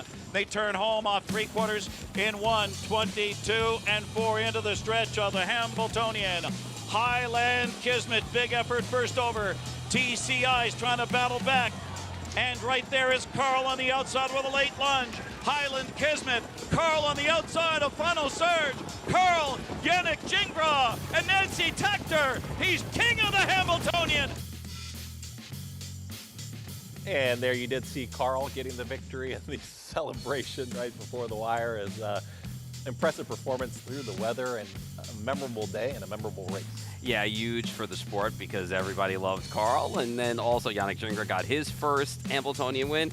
And then Nancy Tactor got back-to-back Hambletonian wins. So special day for that whole team. And Nancy does amazing work and a great job. And I felt bad for her on Meadowlands Pace Night because I tortured her by trying to get that interview with her because we tried to set it up live and then we had to wait a while. I had to grab her a little bit later on. She was a good sport about that. So I apologize to Nancy for that. And she just kind of laughed it off. But, you know, trainer of the year she's been and back-to-back Hambos as well. So, and she's got something special and Captain Optimistic as well.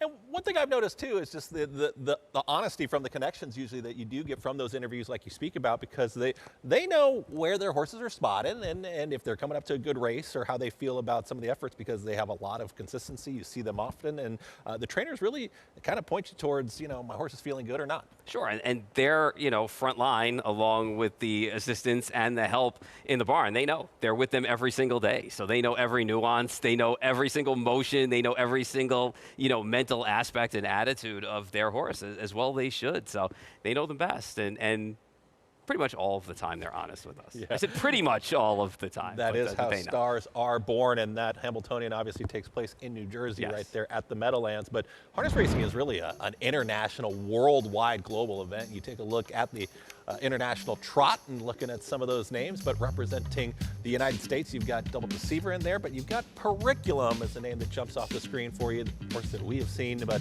looking at that international trot, what do you think of Periculum and going into that race? I think Periculum's trying to make amends for when he lost to Jiggy Jock in this race, you know, a couple of years ago. So a solid horse and, you know, always brings an honest effort and will be tough in this spot, I think.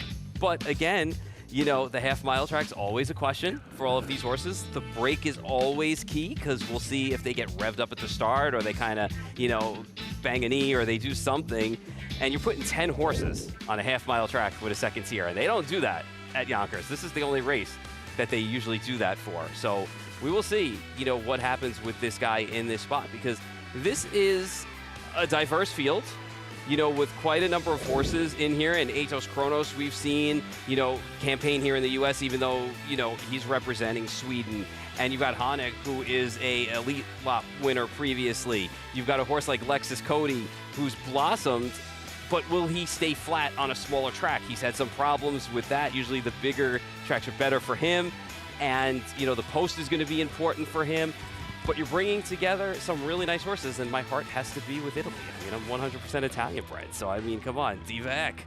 You know, I have to give Italy a shot in this spot as well. But, you know, when you put $1 million on the line, you're going to get some nice horses in this spot. So really, at Yonkers, at a half-mile track, you could be in the greatest of form, but it's going to matter about post position, and it's going to matter about that start when everybody's revved up and ready to go for $1 million on that gate that day. The track announcer in me is that's kind of imposing. Some of those names were a little complicated in there. I mean, at first glance, when you look at that field, there's some toughies in there. There are some tough names, but worldwide event, international event, and you've seen in the drivers, like you hear some accents there, worldwide, you know, Australian accents and whatnot. So it really lends to harness racing really taking over the global game, that you continue to see the sport continue to grow and grow across the globe, across the world. And you'd love to see that. You know, that's something that you like to see when you can bring together these horses, because you never know who's going to accept the invitation, who's not going to accept the invitation, what's not right to get this horse here to ship. But we did bring some horses that have won some big races around the world into this spot for this race this year. So it should be a lot of fun. Looking forward to the coverage, and I'm not sure where I'm going to be. My boss hasn't let me know that yet. Yeah? So either I'm going to be there or I'm going to be here. We'll see. Yeah, that's all right. Looking forward Not to a bad place to be. Yeah. $1 million, though. I know. Wow. It's fun. Got to head out there. Especially on a half mile. Win $1 million. See some What are we action. doing? For sure. Taking a look at that 9th race here tonight as we get back to the action at Meadowlands. $150,000 purse in New Jersey Classic Final. 3-year-old fillies getting set to go in this pace. That's important after the race we just saw, going that 1 mile. And Captain Optimistic, do we get back to a favorite here on the night? It's going to be interesting to see how this race plays out from a dynamic standpoint, because the number 5 Manolette has beaten Captain Optimistic twice, and each time it's been the same way. Manolette's gone out to the lead, Manolette's gone out and wired the field, and then Captain Optimistic has had to come from that first over spot and just couldn't reel in Manolette. So it'll be interesting to see how the dynamics of this race play out, and this is exactly what happened last week. And I know Captain Optimistic had to get into the flow and had to track, but he was able to come first over in the spot, and he just couldn't grind down Manolette, who got separation. So if Manolette can get in front of this group again tonight, especially for this kind of money, we'll see what Captain Optimistic has. But to me, Captain Optimistic is the best horse in this race from a class standpoint, and on paper, we'll see what he does tonight as he makes his march towards the Little Brown Jug. Post-parade time here, 9th race coming up. Let's take a look at the field. Jason Bartlett, he's having a decent night. Poppy's Pistol, the 1. Yeah, he is. And listen, from the rail, got some pace in this horse. We'll see if Jason's aggressive and gets him in a good spot early. He's just had a little bit of tough trouble beating these kind of horses, though. We'll see. Here's the 2. That is going to be Twin Fury at 10-1. Yeah, probably will come from off the pace in this spot, I would think, with Brett Beckwith in the bike. A little quiet Dexter Dunn here on the night. Do we change things around here, Captain Optimistic? I would think so. We'll see how aggressive he is, but I would expect probably almost the same trip we got last time. There is the 4, and floor it, Freddie. He's going to have to floor it and find some more speed to be competitive against this group. There is the number 5. Main danger here probably to Captain Optimistic. Manolette's going to the front, I would think, in here. We'll see what Twin Fury does, but I would think Manolette's in front. Tom Horn, the 6. Going to probably come from just about the mid-pack spot in here. It's going to need a little bit more to get past the bigger names in this spot. Couple long shots towards the outside. There is the 7. Yeah, just 1 for 17 this year. Outside draw for Chris Ryder. And the 8 is going to be Odds on Broward. Tony Alanya Barn here, just 2 for 16 this year. Come from way off the pace with an outside post. Talk about your selection, and here you're going to be with the number 3. Is that correct, Captain Optimistic? Yeah, I'm hoping for a little bit more aggression out of Dexter Dunn tonight with Captain Optimistic. Maybe he pockets up behind Manolette this time instead of having to come from off the pace. Again, we'll see if Twin Fury is raced aggressively or not in this spot, but I think it's all about Captain Optimistic. His hemp was a toss for me 2 starts back, just because simply I don't think he wants a smaller track, and he's not a smaller track horse sometimes. So I think the key for him is get back to that Kane pace win. I love that spot. He got jammed up behind Poppy's Pistol's helmet and kind of got a little rough gait and still ran down the leaders when he saw open road. I think he needs that again. He needs to be in range right there with Manolette this time and not get himself wired. I think it's been interesting, too, when you take a look at some of the prior races, that big sweeping move that you see in harness racing sometime. It feels like when we've seen them in the far turn, they're making that move, but it's not a menacing move, and they're kind of stalling a little bit. And I don't know if that's a track trend or if it's just kind of like grinding efforts that we're seeing here on the evening. But I think Gabe and Jess, they're going to have an idea on what's coming up in this 9th race. And are we going to see a big-time move here around the turn, that sweeping move to victory, or are we going to see another grinding effort? What do you guys think here for tonight's night? I'm not quite sure what we're going to see. I think there's a couple of different scenarios that might come into play here, Gabe. But Captain Optimistic, we know that he's had to overcome a handful of bad trips, but he's also, put himself in some pretty good spots as well to deliver. You and I are both on board with the second choice right now, 5-2 on Manolette. Bruce Saunders looking to double up on the card tonight. Just a cool little horse for him. He's like a little ATM machine. He's got over $200,000 in the bank this season, 2 wins from 13 starts. A very sharp prep last week. Yeah, it was a very sharp prep, Jesse. We talk about maybe the big sweeping moves. I just don't think this is really the particular race for it, because I think the majority of the action here is going to resolve around the 3 Captain Optimistic and the 5 Manolette, and even Poppy's Pistol for the inside. I think they'll get away 1, 2, 3 in this race. And I think they're just going to be respected. So I think that they do seem to tower above this field for the most part, I think, in terms of ability and class. So I think, once they settle, I don't think we're going to see anybody make, any type of early moves. I don't think the pace in there is going to be wild. But I did indeed give the slight edge to Meadowlands who actually did pull off a minor upset over Captain Optimistic when they hooked up here in this prep race a week ago. I thought he raced very good in that hemp as well. I was at Poconos for that event. He had post 7. He was taken off the gate, never left the rail, but he closed well. 48-3 effort behind Dandy Ideal and Rick Wink, just being 3/4 of a length there. So he's plenty versatile too. Yeah, and it's a horse that seems to be getting better, Jess, because if you think back, there was just 2 starts ago, $300,000 race there. Five Meadowlands, he was 64-1 in that race. But as you said, beating 3/4 of a length in that third place effort, he followed that up with the upset here of Captain Optimistic. So when we talk about horses heading the right direction, I don't think there's any question that Manolette is doing so right now. And the good news is you're going to probably get at least double the price that you do on Captain Optimistic. That is at least the case right now. He's 2-1 as opposed to even money here on the favorite. Even money is Captain Optimistic right now. He was a winner in the cane pace. He was second last week. Drove pretty conservatively by Dexter Dunn. He really never fired in that hemp final, so I don't know what went amiss there. It's kind of hit or miss with him. I see a lot of 1s and 2s, bold numbers on the program page, but it's still hit or miss with him. Yeah, he put himself a little bit of a high standard, and it's tough to say he's had a disappointing season, Jess. He's spent over $250,000. Right. But he is the fastest 2-year-old in the history of the Meadowlands. Now, when you think about the superstars that have raced over this track for decades, that's a pretty lofty banner. He took that 149 flashy mark in winning a Breeders' Crown elimination here last fall. He ultimately would be 4th in the final behind Blueprint, who, of course, headlines that Little Brown Jug list that we'll get to a bit later. But, Captain Optimistic, again, over $450,000 at 2, fastest 2-year-old in the history of the Meadowlands. We all thought, he was going to be right at the head of the class. He's one of the top 1, 2, 3 colts, I think, here in their 3-year-old campaigns. It's just not been the case. There's 3 of not. Again, he's made over $250,000. He's put together a nice campaign, but I think even the connections here, Trader Nancy, Tactor, and crew would tell you maybe that he's just not met those lofty expectations that he set for himself after his freshman campaign. Pappy's Pistol's taking plenty of action as well. 7-2 right now on the big board from the rail. The second time Jason Bartlett will sit behind this guy. He's looking to triple up on the night tonight. Like I mentioned, I was at Pocono. He had post 8 in that hemp final. He never looked right off of the gate. He's usually one that gives a little bit of interest, placing forward. End up having broken equipment that afternoon. Post 8 last week. I thought he closed well to finish 3rd behind Manolette and Captain Optimistic.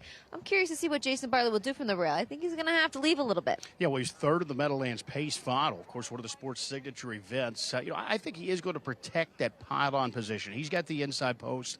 I would assume he'd likely concede maybe if Captain Optimistic or Manolette left. But I don't think Jason wants to get away any worse than 3rd, and maybe even any worse than 2nd if it's not one of those 2 favorites. You never mind following live horses, Jess, that are going to take you where you need to go in terms of drafting off those 2. So I don't think he's going to mind to follow the 3 or 5 in this spot, but I do know that he's going to utilize that inside position to try and seat everyone else in behind who want to get away as close as he possibly can. Gabe and I are both ice cold in that Super 5-3, 1-2. Back to you guys for final thoughts before the New Jersey Classic final for the 3-year-old Colt and Geldings on the pace. Oh, it's a showdown here as they're going to go with the number 5, Jess, Ed, Gabe, and you're on the 3, so make your case. We gotta get the 3 home here, right? Yeah, I'm going to hope for a little bit more aggressive drive from Dexter Dunn in here. Maybe he pockets up behind Manolette if Manolette goes. We'll see what kind of action we get early on in here. Is it just as easy as Manolette going to the top, or will Twin Fury put a little pressure? Will it be a formful result? Let's find out. Track announcer Ken Warkentin, $150,000 on the line here in race 9. On gate, race 9, ready for start. Here they come.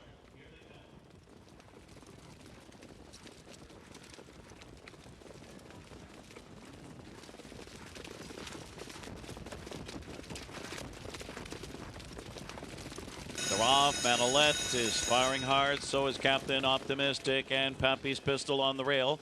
3 across the track here into the first turn. Twin Bee Fury out sprinted in 4th position. Then Florid Freddy, followed by Tom Horn. At the rear, Furneaux and odds on Broward. Heading to the opening quarter, Pappy's Pistol paves the way early and sets the tone here. Captain Optimistic 2nd. Manolette takes a seat in 3rd tonight. Twin Bee Fury 4th. A hot quarter, a rapid 26-4. Florid Freddy is gapped in 5th across the backstretch. Then comes Tom Horn, Furneaux, and Odds On. Broward a long way from that leader. Pappy's Pistol at 5-2 with Jason Bartlett on the engine. Captain Optimistic in for that pocket ride. Manolet tracking in 3rd position. Twin Fury is 4th. Florid Freddy is 5th. Then Tom Horn, Furneaux, and Odds On. Broward. No changes. Half up in 54-1. Moving right along is Pappy's Pistol to pave the way. Captain Optimistic, a perfect trip so far. Manolet still close to the pace in 3rd. Twin Fury 4th on the inside. Then Florid Freddy. Tom Horn, Furneaux, and Odds On. Broward, and in attack mode now. Here comes Manolet up and Adam out of 3rd, now 2nd, and challenging Pappy's Pistol. So Pappy's Pistol bracing for Manolet on the outside. Captain Optimistic right there in 3rd as they turn for home. Twin Fury in with a shot 4th. 3/4 dazzling 1, 21-3. It's Pappy's Pistol by 2 lengths. Manolet on the outside, pouring it on. Captain Optimistic needs to shake loose late here, but Pappy's Pistol's putting on a show tonight. Pappy's Pistol fires hard and goes all the way. Pappy's Pistol, then Captain Optimistic, Manolet, and Tom Horn. 147-4. That gets a wow. Jason Bartlett having himself a night. Number 1, Pappy's Pistol gets the victory there. Jason Bartlett, my man, aggressive, and he said it to me. Gonna be aggressive, and that's what I do. And this is what he did here with Pappy's Pistol and went straight to the top. And this was a fast time and a fast race in 147-4. Listen, no excuse really for Captain Optimistic once he got open road. He just couldn't catch the winner. It was just way too good on the pace tonight, coming home in that time in 147-4. Manolet didn't make the top, ended up having to pay for it going first over, but no doubt about your winner in this spot tonight. Did you feel like it was the 3 and the 5, they kind of forgot about the 1? They were kind of having a race of their own a little bit, and they kind of said, well, the speed will probably come back, and never did. I think Captain Optimistic got a great spot, pocketing up behind Pappy's Pistol, just assuming maybe that this horse was going to come back to him at some point. He just didn't. He kind of got locked in the box, Dexter Dunn did with him. But really, I mean, this horse ran a hole in the wind tonight, so kudos to Jason Bartlett for just putting this horse on the front end and getting the lead. You saw him leave from that rail position. I mean, he was gunning out of there to make sure he got that spot. And when he asked, he had more at the end. So great effort for this horse. And Captain Optimistic, second best tonight. That's all it is. It did look like a lot of tactics employed early. Manolet was right up on the gate. Then going into that turn, looked like tactics kind of changed. Is that the same way that you saw it, Gabe, as we look at tonight's 9th race as Pappy's Pistol gets that front running score? Yeah, there's no question, Chris. Driver Jason Bartlett, he had the pistol out of the holster here early tonight. He decided to go. It hadn't really been working out, at least to upset some of these horses when he's been tracking them. He decided to just lay his cards on the table here and blast and try to last. And that's exactly what happened here. He did indeed last. We saw these eye-popping fractions, 26 flat, 54-1. We started to wonder if he'd get tired off such a demanding opening half mile. He didn't get tired. He went faster the last half of a mile. He paced home 53-3. Just an incredible performance here by Pappy's Pistol. Captain Optimistic had no excuse. He was on his back, and that's sort of what we were talking about this season from him. He's just lacked that knockout punch when it counts. He chases him home second, but really never a threat to go by. I know Jessica Otten is standing by here with winning driver Jason Bartlett. She'll catch up with the winning driver. Jason Bartlett and Pappy's Pistol get the job done here. 147-4. That's a new lifetime mark. You had a chance to sit behind this guy last week. You raced him from off the pace. Different tactics tonight. Yeah, with the rail and everything. I know he's just kind of a speed horse too, and with the 3, I knew the other 2 horses to beat were going to be leaving, and to be sitting probably 2nd and 3rd. So got to back it down going into the last turn. And I got through the last turn really good tonight. That's sometimes where he struggles, but added a gating pole tonight last week and was better through that last turn. So good horse, really nice horse. Like I mentioned, second time sitting behind this guy. What are your thoughts on him? He's got like 3 lungs. I mean, he just don't get tired. That's a really good mile, getting used hard at the quarter like that, and then kicking home, I think 26, right? 26 coming home too, so really nice colt. Sam's done a pretty nice job with this colt all season long. He's faced, top dogs. He ended up getting a nice signature win tonight. Yeah, I'm very fortunate that Sam put me on him and get the opportunity to drive. So I told Sam, I said, we're gonna go down to swing it tonight. Nice job. Thank you. There you have it. Pappy's Pistol and Jason Bartlett team up to take the New Jersey Classic final for the 3-year-old Colton Geldings on the pace. 147-4. That's a new lifetime mark. Slight upset, paying $7.60. Back to you guys. Jessica Otten there with winning driver Jason Bartlett, who's having a tremendous evening and gets another one here. Happy connections and a fast time. Yeah, for sure, and just taking the lead. You know, we see aggression win races all the time, and intent was there to make sure he got the lead, and he did, and this horse ran a hole in the win tonight. This was a really, really good effort against two good horses in Captain Optimistic and Meadowlands. Tremendous racing action continues right here at the Meadowlands, and we'll take you through that. And we got the little brown jug still that we're going to talk about, and some of those key contenders will be coming up in that race. Plenty more. Come on back here on FS2.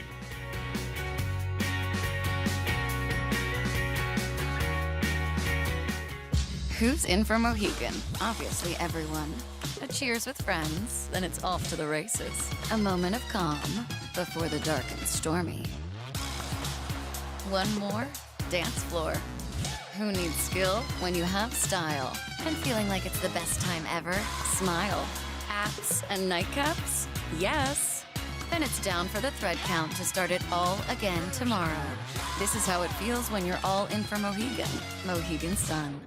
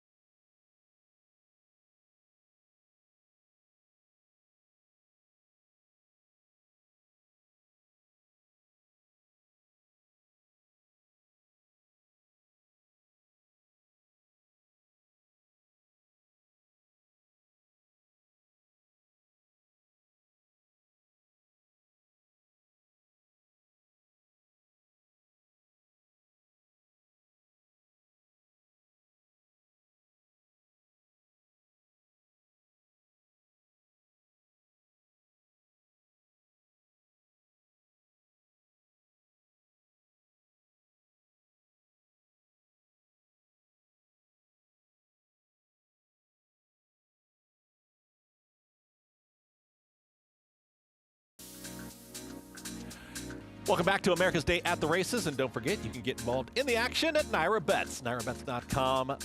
Any track, anywhere, anytime.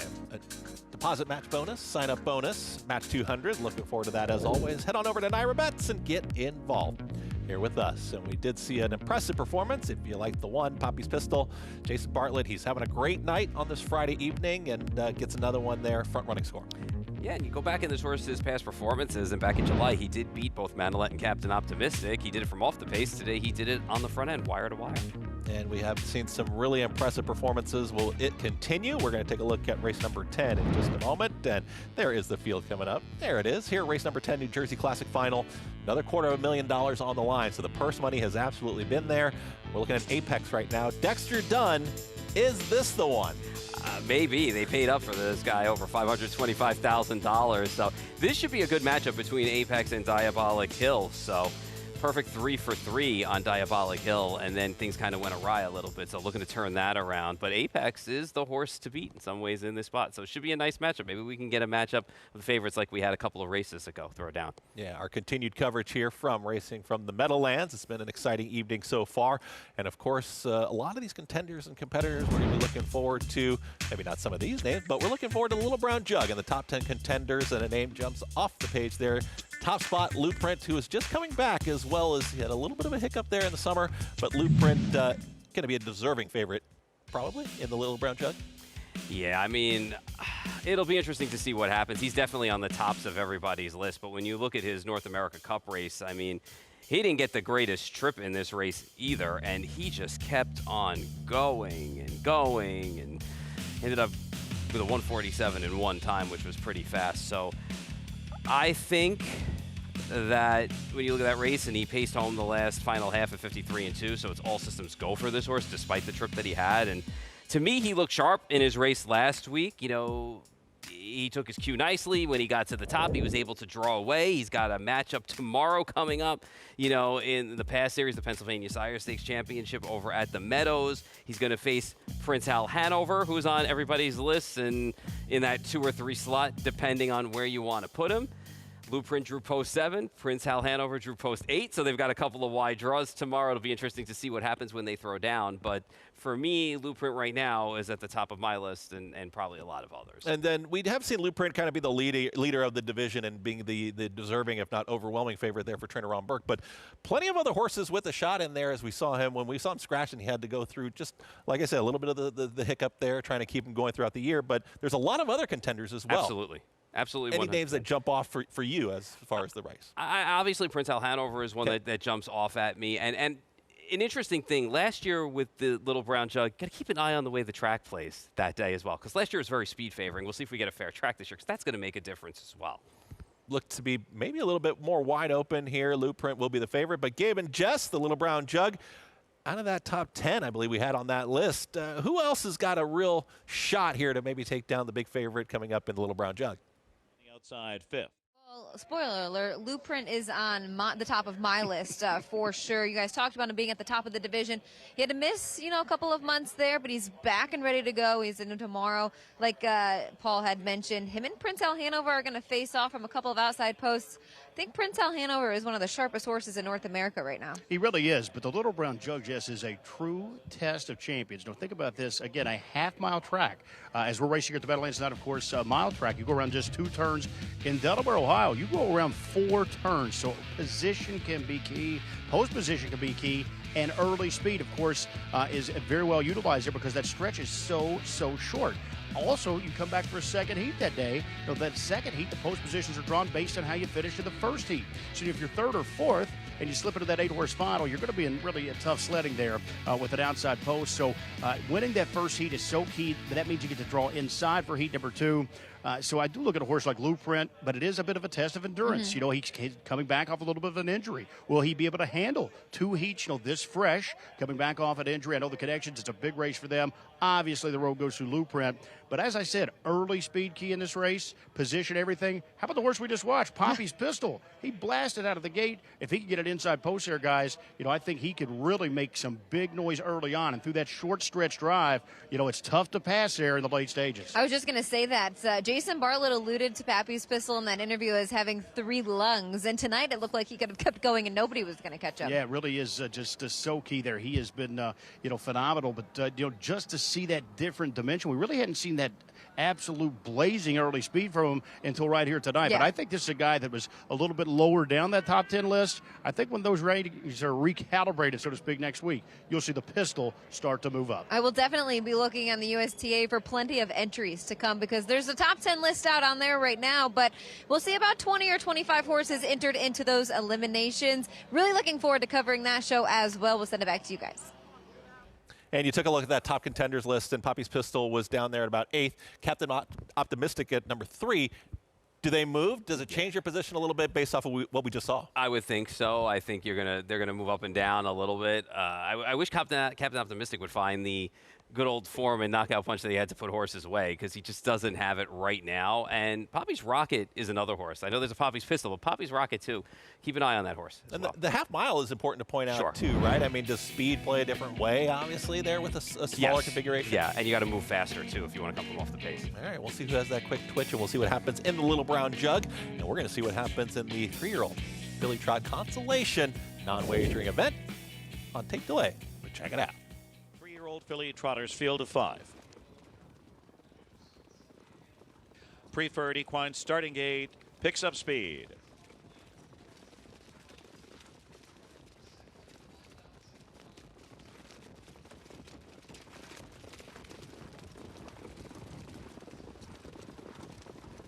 Fillies are off and trotting. Sound Judgment on the outside, leaving hard with half a dozen on the outside. Our Charm on the rail. Delaney Hanover and Jersey Slide is a close-up 5th. 3 wide around the first turn. Jim Oscarson and Sound Judgment swoops down and takes the lead. Sound Judgment. Our Charm now trotting in 2nd. Delaney Hanover is 3rd. Jersey Slide 4th, and half a dozen on the outside 5th.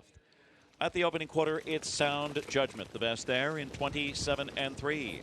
Sound Judgment out of 2nd comes Our Charm, and Andrew McCarthy wants control.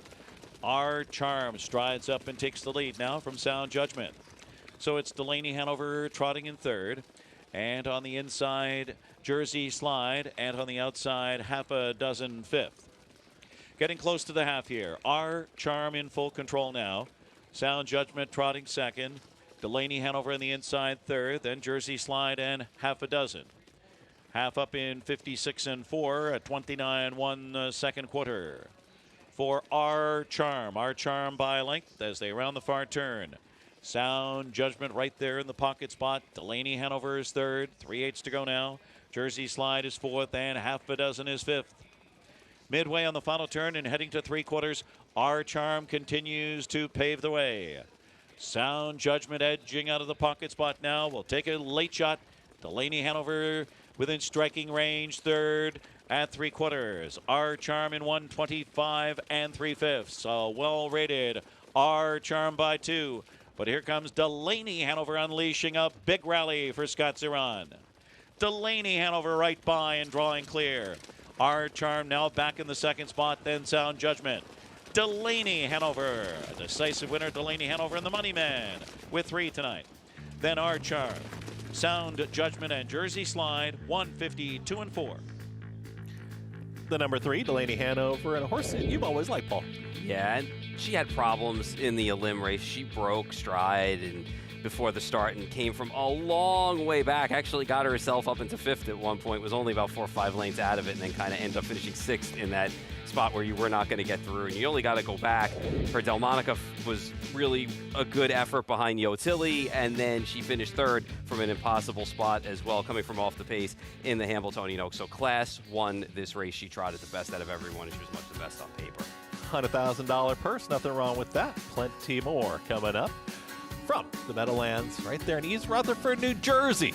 Stick on with us. Still Yotilli later, too, on America's Day at the Races. Purple Haze Standardbred Adoption Program in Oxford, New York was created in 2018 by Wanda Palacini to provide training to transition for finding homes and new careers for horses. Horses are started with groundwork and then ridden in an arena before moving on. Horses at Purple Haze are then evaluated and adopted out based on abilities and temperament. If you have a horse that you care about, or if you are looking for a great pleasure horse, contact Purple Haze Standardbred Adoption Program at 518-669-2715.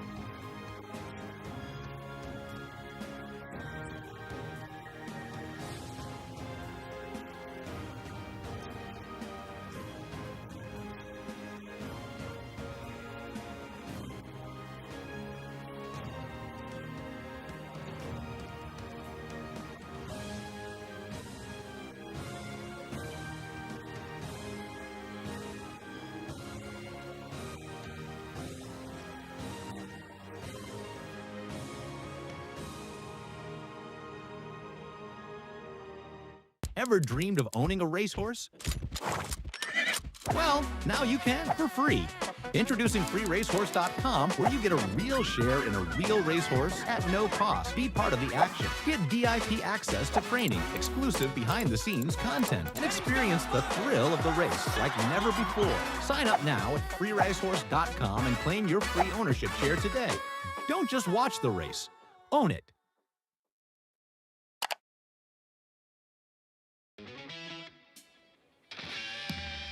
Back here on America's Day at the Races. Ah, yes. We always get that shot. You got to make sure you get MetLife Stadium, right? I mean, right there in East Rutherford, New Jersey. Not far away. There's a big game there on Sunday, you know. Yeah, I know. Russell Wilson. Get ready to make his Giants debut. Is it there? Is the game there? Jets are home. Jets are home. That's right. Aaron Rodgers is in town. Aaron Rodgers is in town. There you go. All that great time spent with. Anyway, I digress. All right, New Jersey Classic Final, race number 10, $250,000. Football's on Sunday. We're talking about some standard bred harness racing right now here on this Friday night. The number 4 Apex at 4-5, Dexter Dunn on another favorite here, but favorites have been not having the great best of nights. So from a wagering standpoint, are we looking elsewhere, or is it about the 4? I'm on the 6 in here at Diabolic Hill. I'm going to give him a shot that he could turn the tables finally on Apex after his last 2 starts against him. So, I don't know. When you look at this race, a horse like Diabolic Hill, you know, he started off his career, he was a perfect 3 for 3, and then he kind of ran into Apex his last 2 starts, and it's been a matter of he just hasn't had anything late for him in races. I'm hoping tonight he can turn the tables a little bit. It seems like he's kind of made the lead a little too soon for me in each start, so I'm wondering if it's about timing with this horse and his burst of trot that he has. We'll see what happens. He's going to have to find a little bit more and time it right to beat Apex, because Apex has just been a beast. I mean, you know, his final on Hambo Day it wasn't, I don't know, as easy as it should have been for him. But listen, he's won races. They paid up for him. He's a horse that if he runs well tonight, they have a lot of options with him and what they can do with him after this race. But he's got to get the job done tonight for this money. And he's drawn perfectly. He's beaten Diabolic Hill twice. We'll see what we get tonight from a trip standpoint for him. I think they're going to kind of be a little bit more aggressive with him and try and get him to the top a little bit earlier, like they did last time. Let's see if he can put away this field. You're making me a little nervous. So you're going to time it right. Everything's got to kind of go perfectly in that way. These horses, you know, and especially with these 2-year-olds, sometimes they have a specific burst of trot or, you know, pace that they're going to give you late, and you have to just time it right with them to make sure they can get to the top. And in your opinion, can they develop that? Can they learn that as they continue to go, that they're going to start to really have that assertive move? The light will come on. Okay. You know, for most horses, like we see even on the thoroughbred side. And you need it to. You want the light bulb to turn on here. $250,000. I mean, we need a big run. Number 1 is Captain Jordan, Tim Tetrick, 8-1. You know, watching his last race, I wonder if he's got a little bit more in the tank off of last week, because they weren't super aggressive with him late. There is the number 2 in Rambo Hanover. Should be pressing the pace early from an inside draw. The 3 is going to be Practical Man. His race last week was not a bad effort. He ran well, beating Rambo Hanover and Jim Beam in that spot. 4-5, Dexter Dunn, Apex. We'll see what we get from him. Looking for his 4th win from 6 starts this year. And the 5 is going to be David Seaman. You know, it's only his 4th career start. Sneaky effort last time out. He wasn't handled all that heavy. We'll see if he gets a little bit more aggressive tonight. Here's your top pick there. You take a look at the 6. What do you like? I just think this time around, he's got to get back to his first 3 starts. He's shown he has the talent and the time to do it. Jim Beam, the 7. Yeah, he's going to be a price in this spot, and he's also going to be coming from well off the pace. Another price here, 56-1 on Southwind Alamo. Same boat as the horse inside of him. A look for him to set up shop at the back and try and make a run late. And you got the 9?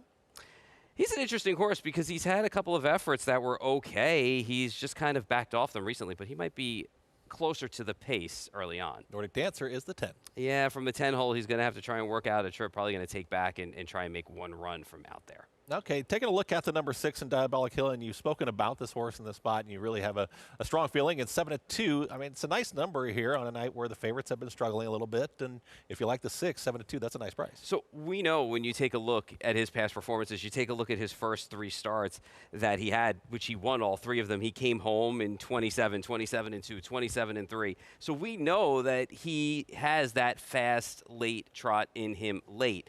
You know, you take a look at the starts against Apex. He made that move. He came first over. He was in the flow. He got the lead. He opened up. He got picked off late. Then comes back in the next start, makes the lead again. kind of gets picked off, and then down the lane ends up second best in this spot. So I think it's all about timing for him. I wonder if he will be a little bit better off if he's a little bit further off the pace. We'll see how it shakes out, but he's definitely talented enough to get the job done here. I'm looking forward to seeing him get back to one of his first 3 races. You're making me very nervous with this timing everything perfectly. I mean, everything has to go perfect. I don't mean to make you nervous. Just to get right there to the winner's circle. Gabe, Jess, your thoughts, your trackside race number 10. Paul thinks we got to time it up perfectly. Let's find a winner. What do you guys think there, trackside? Well, we're actually going to go a couple of different ways in here. You can see, or you just saw on the screen, that was a 6 Diabolic Hill. But, Gabe, you're going to end up on Apex for Marcus Melander and Dexter Dunn here. This is a son of Mission Brief by Walner, so royally bred there. And he's been extremely sharp these last couple of starts. He won his New Jersey Classic elimination last time out. He had the lead there a couple different times in the mile. Yeah, this is one of the fanciest pedigrees in the sport, Jess. And the last 2 times that the 6 Diabolic Hill is hooked up with the 4 Apex, he's beaten them in both of those starts. But you get back to that pedigree, the dam here, Mission Brief, she was unbelievable. A filly way before her time. She's still the fastest 2-year-old trotter in the history of harness racing, a virtue of a 150-3 win. That was taken back in 2014. We break world records in harness racing, it seems like, on an annual basis, with the breed just evolving, the equipment improving. But this is one that has withstood the test of time. She's moved on to broodmare career. She was a 2024 inductee to the Living Hall of Fame, that being the dam of the 4 Apex. So, her credentials, are just at the top of the game. And as you could imagine, the 4 Apex, well, he was an expensive yearling. He sold for $525,000 last fall. He's off to a nice start. He's already made $150,000 here through his first 5 starts. $250,000 on the line tonight. I just think he is the one to beat. He does seem to have, plenty of talent. Again, he's gotten the best of the 6 Diabolic Hill the last couple of times they've hooked up, and I do think those two maybe just a little bit further along at this point than the rest so far in their brief careers. I know Diabolic Hill has been beaten each one of those last 2 outings, Gabe. I think he was going to need that start last time out, being away from the races from a couple of weeks. But I'll tell you one thing. I was here that night from the New Jersey Sire Stake elimination from Post 10. He was parked past the quarter in a leisure of 29 seconds. Couldn't have looked any better out on the track. Like, he is just a flashy individual. He really is a flashy individual, and believe me, he was no bargain either. The 6 a $300,000 yearling last fall. Started 3 for 3, Jess. I'm just a little curious. Is he a horse that's trending in the right direction? Or is it just a matter that he's hooked up, with a horse like Apex in the last couple of starts? So it's not that he's raced poorly. He's been second and third. I do see they've made a shoeing change tonight on the 6 Diabolic Hill. They're not going to go barefoot, but they're going from steel shoes to aluminum. Now, that tells me they're trying to lighten him up a little bit. We'll see if that makes any impact on his performance here tonight. But obviously a colt that is loaded with plenty of talent as well. I know both of these two kind of stick ahead of, maybe the rest of the field. Do you think either one of them are plenty versatile to maybe overcome, a trip? I think so. I think, it being at a spot with this much money on the line, where it does look like, you're a little bit better, at least at this stage of the careers. I do think you don't want to leave too much to chance. And that Right. tells you that both of these horses, I think, will be forwardly placed. They'll try and get out of there, and they'll get some position, because anything can happen with these 2-year-old trotters. I mean, horses can make breaks in front of you. The more traffic you have to navigate, the more trouble that could possibly happen. So I think, driver Dexter Dunn, the 4 Apex, Andy McCarthy, the 6 Diabolic Hill, they both like to be out there. I think it is a little bit of a chess match, though, how it sets up. If either of those drivers would rather be on the lead, or if they think maybe their colt's a little bit better from tracking a target, that is going to be the key question here as this race unfolds with the big money on the line. There's only 2 other horses that are single-digit odds. We both use the one Captain Jordan. Back-to-back wins in the Pennsylvania Stallion Series effort. Was third in that elimination after being parked past the quarter. He's got a chance to get a big chunk. He really does, and the Connections made a key equipment change just a few starts back. Jess, they added the trotting hobbles. Trotters, you see the 6 there is racing free-legged with no hobbles there on his legs. They do help some horses stay on stride, and they do aid some horses. I think that has really aided the one Captain Jordan. He's put in his 3 best performances of his career since adding those hobbles. So maybe, driver Tim Teeter could be a little more confident in the bike there. He's got some early speed. He won't want to be getting away too far back here to the early action. 4 to 5 on the 4 Apex. Will he get the job done for Marcus Melander and Dexter Dunn? Back to the desk for final thoughts before the 2-year-old Colton Gelding's New Jersey Classic final. Race number 10, right here at the start. Any last thoughts here before the race? Just hoping Diabolic Hill can turn the tables on Apex. He does look good out on the track. We'll see what we get. Ken Warkentin, track announcer, with the call of tonight's 10th. 3 to 1, and the others in double figures. Race 10 on gate. Here they come.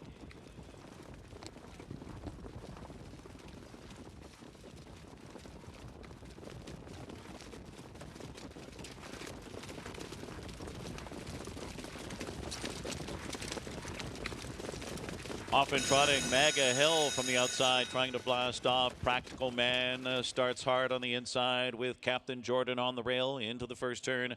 Apex just floated away fourth on the outside, and cutting the corner on him is now David Seaman on the inside. Off stride goes Practical Man. Practical Man on a break, and off stride goes Mega Hill. Mega Hill on a break. So it's Apex who finally does clear the lead. Captain Jordan on the inside second. Quickly, Diabolic Hill going for the lead. Rambo Hanover is fourth. 29 seconds for the first quarter. Across the backstretch, David Seaman settles in gaps in fifth, followed by Southwind Alamo on the inside sixth. Then it's 2 lengths to Jim Beam. That one followed by Nordic Dancer. Far back those early breakers, Practical Man and Mega Hill. They trot past the half, and it's Diabolic Hill in front now at 2-1 with Andrew McCarthy in control there, 56 4/5. Diabolic Hill. Hot pocket ride for Apex. Onto the far turn they go. Captain Jordan on the inside, third. Rambo Hanover is fourth. Edging to the outside, tracked by David Seaman, fifth on the inside. Southwind Alamo gets underway late on the outside, sixth, followed by Jim Beam. And next comes Nordic Dancer. And way back is Practical Man and Mega Hill. At 3/4, it's Diabolic Hill trying to give them the slip. Apex trying to track them down. Captain Jordan is third. Rambo Hanover is fourth. 125 2 in the stretch drive. It's Diabolic Hill, but Apex revs up on the outside and comes to him. Here comes Apex, uncorks a big rally. Off stride, Diabolic Hill. Diabolic Hill on a break, and it's Apex at his highest point. It's Apex in the New Jersey Classic final over Captain Jordan. Next came Southwind Alamo and David Seaman. Apex in 152 2. Lots going on during the course of the beginning of the race and also towards the end of the race as we see quite a few breakers off stride during the race. But you look at the number 4 at Apex was clearly going to be much the best in there, but Diabolic Hill going off stride kind of helped that as well. Yeah, straight and strong, trotting to the wire strong. There was no doubt about the winner because he was going to go by anyway, regardless of whether or not Diabolic Hill broke or not. I mean, going into the first turn, there was a lot of action simply because Practical Man jumped it off, Mega Hill jumped it off. So it kind of forced Apex's hand. He went to the top anyway. But Diabolic Hill, with a rush, got to the top, was able to kind of dictate terms for a while. But you could see in the turn, you know, Andrew McCarthy kind of looked over his shoulder at Diabolic Hill and kind of tried to keep the horse together, and the stretch just didn't work out. But Apex, by far, is just in a different zip code than these horses. And there's now plenty of options for this horse. He ran well here, so it's either you can send it to Peter Hart Memorial, Kentucky Sire Stakes, Mohawk Million. Looks good. Diabolic Hill was in that pocket trip, was sitting right in behind the leader going into that first turn and seemed to be in the right spot. Then found the lead, though, when the horses in front go off stride. And Gabe and Jess, is that where McCarthy wanted to be in the race? I mean, did he want to be alone up front and kind of be the target at that point? Tactically, it just changed the complexion, but Apex was much the best. I just think there was a lot going on in the first turn there. It was a leisurely 29 seconds opening quarter, Gabe. To me, I just feel like the hands were forced on both Diabolic Hill and Apex because of all that commotion in the first turn. And that's what we talk about. You know, 2-year-old trotters are just learning. They're just beginning their careers.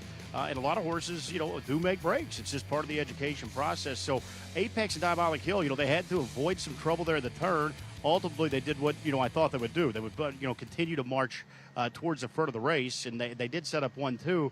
A little bit disappointing here at the stretch drive, Jess, as they started to draw clear of the rest of the field. I thought we were going to have ourselves a heck of a heavyweight bout through the stretch drive when these two dropped the gloves, as Apex was fresh and out of the pocket there. But ultimately, the 6th Diabolic Hill jumped it off there in deep stretch. And you do have to wonder, again, we mentioned that shoeing change, probably his first time with aluminum shoes on. Maybe that just enough to throw him off his game a bit there when the tempo quickened with that pressure of the stretch drive. Maybe. And, you know, one thing I do love about Apex as well, Gabe, is the way he covers the ground. He's got a long stride, and I thought he really covered the ground nicely.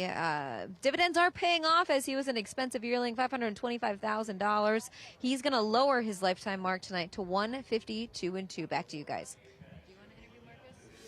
Job done there. We do see Dexter Dunn get the victory. An impressive performance. Clearly the best there in tonight's. Much the best in there. And it'll be interesting to see where he goes because they have a lot of options for him. The big money races.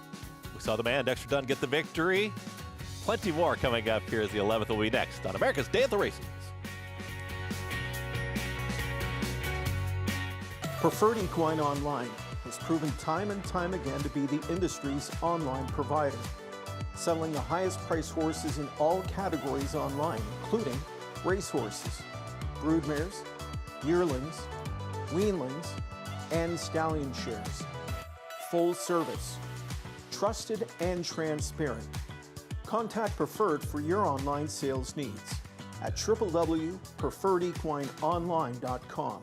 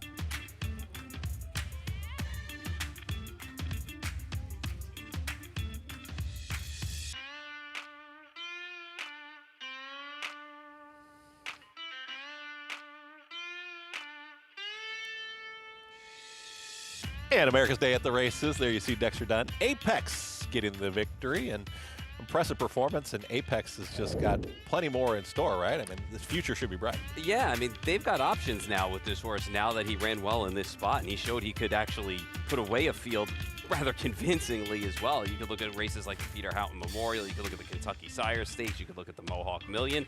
So you've got a horse right now that's in really good form and improving and getting better. So we'll see what we get out of him as the year continues. Kind of got a favor there with Diabolic Hill when go off stride. Now your trifecta comes back 2-5 on top, but it's a nice payout. Yeah, and Captain Jordan ran well. You know, I thought there was a little bit more in that tank tonight, and we did see that he ran a good second in the spot. All right, we got our own Gabe Pruitt with Marcus Melander talking about Apex from tonight's 10. Thanks so much, Chris. And yes, we do have trainer Marcus Melander here of Apex. And Marcus, impressive effort from this colt. I know it's a colt that had lofty expectations. He was a big ticket. He's got an impeccable pedigree. But this was truly a really an eye-popping score tonight. Oh, for sure. I mean, he's been good all year, to be honest. You know, he won her about a month ago, the other New Jersey Sire Stakes final, right? And now he's been doing everything right so far. And is this a colt in the first turn tonight? I know the plan, obviously, when you've got a favorite like this, I'm sure with Dex, but a couple of breakers there. You had to avoid a little trouble. I'm sure, a couple of moments that may have took your breath there early, but he eventually worked his way towards the top. Oh, definitely. They're still 2-year-olds, haven't done many starts. And no, he showed he's a real professional there. And yeah, very excited to have him in my barn.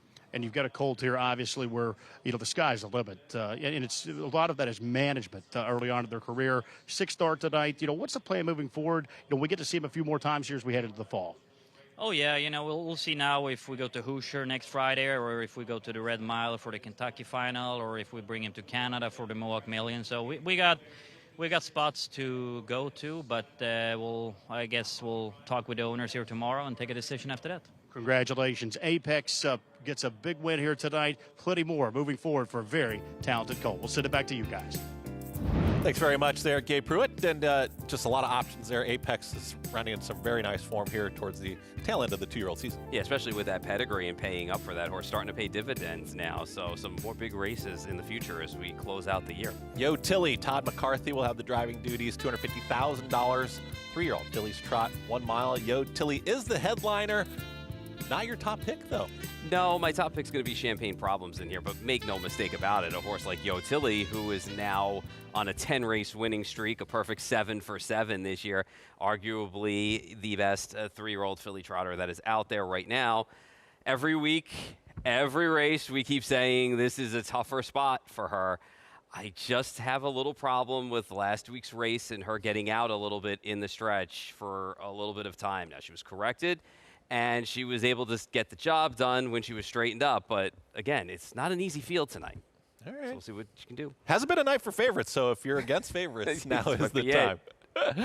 Still looking forward to that 11th race coming up. Looking forward to you coming up here. Coming right on back, we got one more, the New Jersey Classic Final. They're in East Rutherford on this gorgeous Friday night. Come on back here on FS2. Whether you maintain a food plot on the weekends, tend to a small herd of livestock, or work in professional landscaping, New Holland's family of Workmaster and Boomer compact tractors at Clinton Tractor can get the job done. Known for delivering outstanding value for their performance, these reliable, powerful, and easy to operate New Holland compact tractors will help you tackle your to-do list while being easy on your wallet. We are the leader in service, Clinton Tractor. ClintonTractor.net. Champions are made on the racetrack, but many of them are born, raised, and developed at farms right here in New Jersey. New Jersey is home to nearly 100,000 acres devoted to the horse industry, and harness racing's breeding and training facilities play a vital role in protecting open space and supporting agriculture throughout the Garden State. With the state's ongoing recognition of the importance and value of the standardbred industry, New Jersey will remain a place where champions are made. To learn more, visit sboanj.com. Serving others is our foundation. That's why NYRA is building a pathway for businesses, individuals, and organizations to support charitable groups connected to horse racing in New York State and beyond.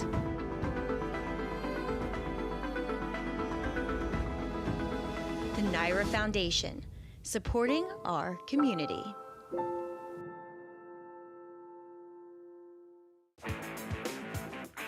Racetrack Television Network brings you every race from every track on every screen every day. Monthly packages starting as low as $5 per month. RTN gives you great value and access to more HD streaming and race replays than anyone. Visit rtn.tv today to sign up and watch on almost any device, including Roku and Amazon Fire.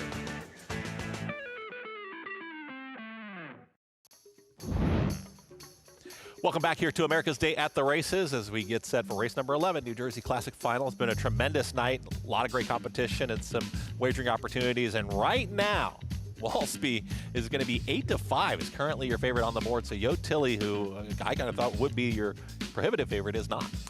Yeah, it's interesting to see what happens here. Yannick Gingras picking up the catch drive from Tron Smedjammer, who's getting out of the bike to put Yannick in. So we'll see if we see a little bit of aggression from this horse from a rail position. Number 2 will be coming up next year. That's Conversano at 21-1. Your Hambletonian Oaks winner. And we'll see what we get out of this horse tonight. Big price in here if you like this horse at 21-1. Jason Bartlett here on the 3, who has had a tremendous evening, and 45-1. Big number. Big price. Came back, and is 0 for 5 this year. Came off the layoff. Didn't run all that well in that spot. Number 4 is going to be another long shot in here, getting set to come onto the track. Tim Tetrick. Yeah, 2 for 6 this year. Again, finished pretty far back in this spot. Last week had to come from rallying from off the pace, but was beaten almost 9. There's the 5 Yotilli, back to favoritism. Yeah, I mean, again, at the end of the day, you just have to make a decision if you're going to take this horse at a very, very short price. And here's the 6, Muriel. Won the last start, wire-to-wire fashion, and will probably try and push the pace again tonight. The Champagne Problems, there's this number 7. This is my top selection. I think Champagne Problems is starting to cycle back up to a better spot for her. There's the 8. Yeah, they're going pretty fast. That's Miss Belmar. Yeah, I mean, like, they're really moving out of this paddock. I mean, they're okay. We catch up here. The 9 is going to be a big number, and now we'll see the 10 here, a big long shot in Corner Store. Yeah, Corner Store is going to have to come from a wide draw on the outside. Just raced against much lesser. Tried last time against Yotilli, finished about 7 lengths out in that spot. There's the 9, who was a little camera shy, now coming out on track as well. Another big price in Glutes Hanover. Yeah, it's the post parade. We want to make sure, right where they kind of start, they come onto the track, and it's like really, you've been back there, right? Yes. The operation of getting these horses back out on the track quickly. It really is amazing because they line them up, to come out, and it's literally just like, it's not a big spot to get them all out, but they do it in pretty efficient order. It just so happened that everybody looked like they came out at once for this race in this spot. So it's a little tight back there at times, but they make the best of it. All right, we're going to talk about your top selection. You see Walsby right now as your second choice at 9 to 5, but the number 7 Champagne Problems, Dexter Dunn, Nancy Tactor, Right Connections, 8 to 1. It's been a tough year for Champagne Problems, just being 1 for 9 and having the 4 seconds. I feel like sometimes the finish wasn't lacking, but then there were some other starts where I thought she finished up okay. Like, I thought she ran well last week in this spot, and she got beat length of change over Yotilli. I feel like she's cycling back into form. You look at the start, 2 starts back, and I thought she ran well on the 5/8 track, but I think she wants to be on the mile track anyway as opposed to that. So I'm just hoping that she can maybe sit a trip off of whatever pace that we do see in here and get a jump on Yotilli and hold that horse off. Or maybe she's going to just set up shop behind Yotilli and follow her. It's one of those 2 options for me in here, and I'm getting a much better price on her. And I'm getting on a horse in Yotilli that I'm not convinced was 100% last week, even after the little bit of the break. Did not like what I saw, getting out a little bit. We'll see what happens tonight at a short price in a tough field. Taking a look at the number 4 right now, and Gabe and Jess, your track side, and look like the Connections really were chomping at the bit there, trying to get onto the track here and get warmed up because $250,000, and you got a favorite in the number 5 in Yotilli. Walsby's got a shot. Who do you guys like going into the 11th here tonight? Well, Gabe and I are both on board with Yotilli as she looks to remain perfect in her 3-year-old campaign, looking for 8 for 8. And just kind of go back to what Paul said, Gabe, I guess it's just kind of how people watch races differently. You and I thought maybe Yotilli was just a little bit wrapped up in that most recent start, so maybe that's why she drifted a little bit. But as Andrew Harris alluded to, she was such a hot filly early on in her 3-year-old campaign. Now she's finally relaxing. I think that's really going to work to her advantage. Yeah, I think so as well. And I'd never mind a good debate. So, and anyone that takes a swing against a big favorite. So I do admire Paul for his stand here. But yes, he's doing a little bit something that I can't even do here. This favorite, I think Yotilli, I think she just trumps this field, Jess. I'm not sure that she has taken a deep breath all season. She's just 7 for 7. She's won very convincingly. Obviously, we know she was not eligible to Hamiltonian at Oaks, but she's really won a lot of big dances. She's got another one here with $250,000 on the line. Perfect post here, mid-pack. I'm sure Todd's likely going to be aggressive. At some point, she'll be moving to the top. I think she's the one to beat. Even if you spot one of these other fillies, the perfect trip, Jess, on her back, I just don't think they're good enough to gut her down when it counts. I alluded to she could have been a little bit of a hot filly, and I remember coming out to the winner's circle on the 19th of July to talk to Andrew about that effort in the Tompkins Gears, and that was an effort where they really wanted to teach her to maybe just float out of the gate, sit for a little bit before she pounced home. She passed that test with flying colors, and it looks like she's been continuing to pass each and every test. And like you'd mentioned, I think this is going to be her toughest test to date. Champagne Problems going to start from post 7.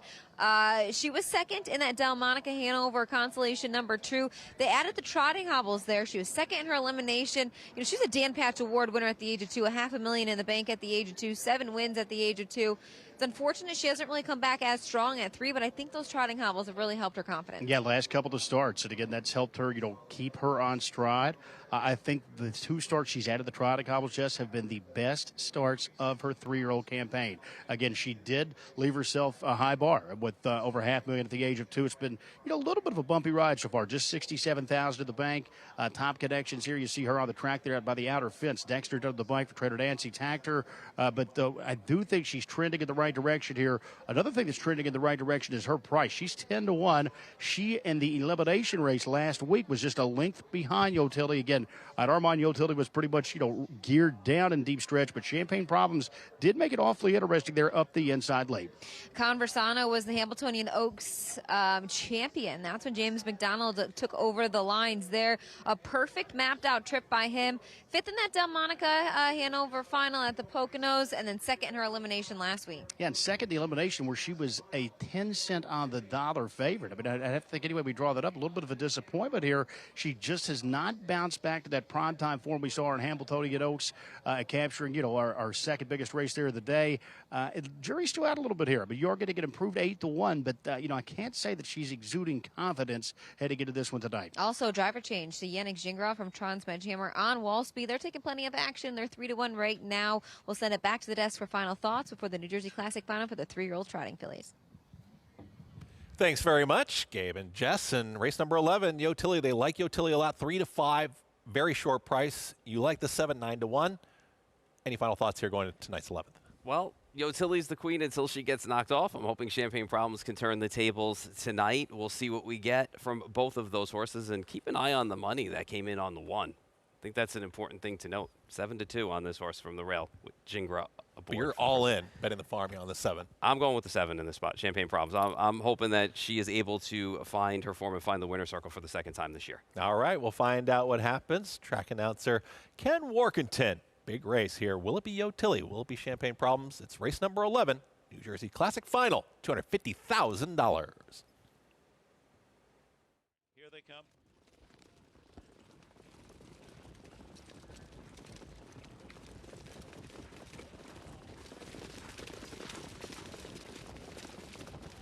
Off and trotting, Champagne Problems, Muriel and Yotilli fires out with Walsby showing up on the inside. 4 across the track there, and Conversano joins them in between horses into the first turn. Jalapa floated away 6th position, followed by See Me, Be Me at the rear of the field. Miss Belmar and Glutes Hanover and Corner Store is the trailer. Walsby leads the way. It's Walsby in front. Parked out is Champagne Problems, 26-3. A rapid opening clip here. Yotilli off the speed, tracking 3rd. Conversano is 4th, followed by Muriel on the inside, 5th. Then it's Jalapa 6th on the inside, and See Me, Be Me, and Miss Belmar and Glutes Hanover and Corner Store. Single file at the half, and Champagne Problems did make front and looks for a breather now with Dexter Dunn. Walsby in the 2nd spot past the half. Yotilli still 3rd, 55-3, 29-second breather. Conversano 4th onto the far turn. Muriel is 5th. On the inside, Jalapa slips through 6th. On the outside, Miss Belmar 7th. Saving ground is See Me, Be Me at the rear of the field with Glutes Hanover and Corner Store. Midway on the final turn, it is Champagne Problems. Here comes Yotilli with her offering on the outside. She's been activated and she's now threatening on the outside with Walsby locked in the box as they turn for home. Conversano sets up a rally from 4th.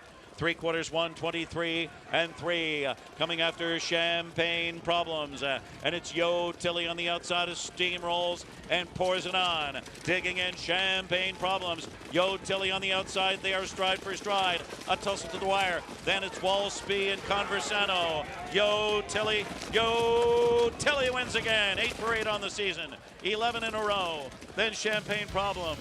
Walsby and Conversano. Yotilli, 150-2. Paul, you almost got home there. Almost got the 7 in Champagne Problems, but Yotilli just a little bit better there in the final strides. I wonder if Champagne Problems getting stung out a little bit and taking a little bit longer to clear that 26-3 first quarter with Walsby on the inside. Cost her late, but she ran dynamite in here. And Yotilli came first over and grinded it out with her trot and got the job done to stay undefeated and now make it 11 in a row. But I was happy with the way Champagne Problems ran. Yeah, Yotilli was 1-9, so she was expected to get the victory, but you like to see these performances too on the bigger stages, and $250,000 in that purse, and continue to show that winning kind of drive to want to just get to the wire first. Yeah, and I do believe, like I said, that she ran a bang-up race coming first over into those splits, and Champagne Problems got stung a little bit early, was able to get a 29-second breather, and just was not enough at the end to hold off Yotilli. Gabe Pruitt, I mean, you said she hasn't taken a breath yet. What did you think of this performance? A little bit tougher, getting to the winner's circle, or just basically she's Yotilli? Well, no, I think things got a little interesting here late. I think Paul's exactly right, which is a tough break for him, but that 26-3 opening quarter did just take a little bit too much the starch out of Champagne Problems, I think, where she had to work to the lead. And the flip side of that, Tom McCarthy opted to dive in with Yotilli. He opted to track, sort of give her a little bit of a breather there, and then he had launched her to the outside. Champagne Problems was dead game, as we know, in defeat through the stretch. But if you do watch driver Todd McCarthy's body language and his action through the stretch, I think pretty much the entire way the lane, he knew he did have this one measured. I mean, I'll call it very mild urging that he put Yotilli under, but Champagne Problems, again, dead game here, and he needed every bit of this long home stretch at the Meadowlands to make it an all-out certainty here. Maybe not the way we expect them at 1-9, but Champagne Problems, I think the story here is, guys, Yotilli was super. This is the fastest win time of her entire career, 150-2. But really the story is Champagne Problems is a horse that is stepping forward. But I think she's ready to step up here to the big stage. Last year's Dan Patch 2-year-old champ with over $500,000. It's going to be an interesting season the rest of the way as Champagne Problems just continues to improve with this narrow defeat tonight. Jessica Otten, though, she's standing by with the happy connections, including driver Todd McCarthy of the 5, Yotilli, who's now 8 for 8.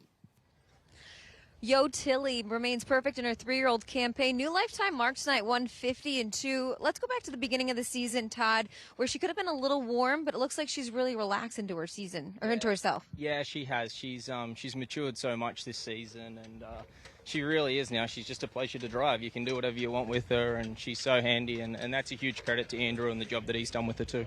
And it really showed in this effort tonight. 26-3 to the quarter. You had plenty of levers to go with her off of the gate. Then you moved her late in the stretch. What were your thoughts coming to the wire? Because I was leaning as you guys were getting closer to the wire.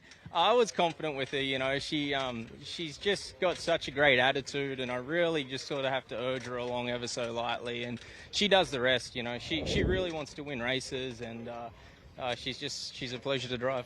It's like each and every start continues to be the toughest task, and it looks like she's continuing to pass each test. She does, and it's it kind of gives me goosebumps thinking about it. There's very few horses you get to sit behind that are like this, and like I say, she's a dream. Nice job. Thanks, Jess. Yotilli, 11 in a row, 150-2. That's a new lifetime mark as she takes the New Jersey Classic Final for those 3-year-old trotting fillies. What a pleasure it is to watch her and cover the races she wins. Back to you guys.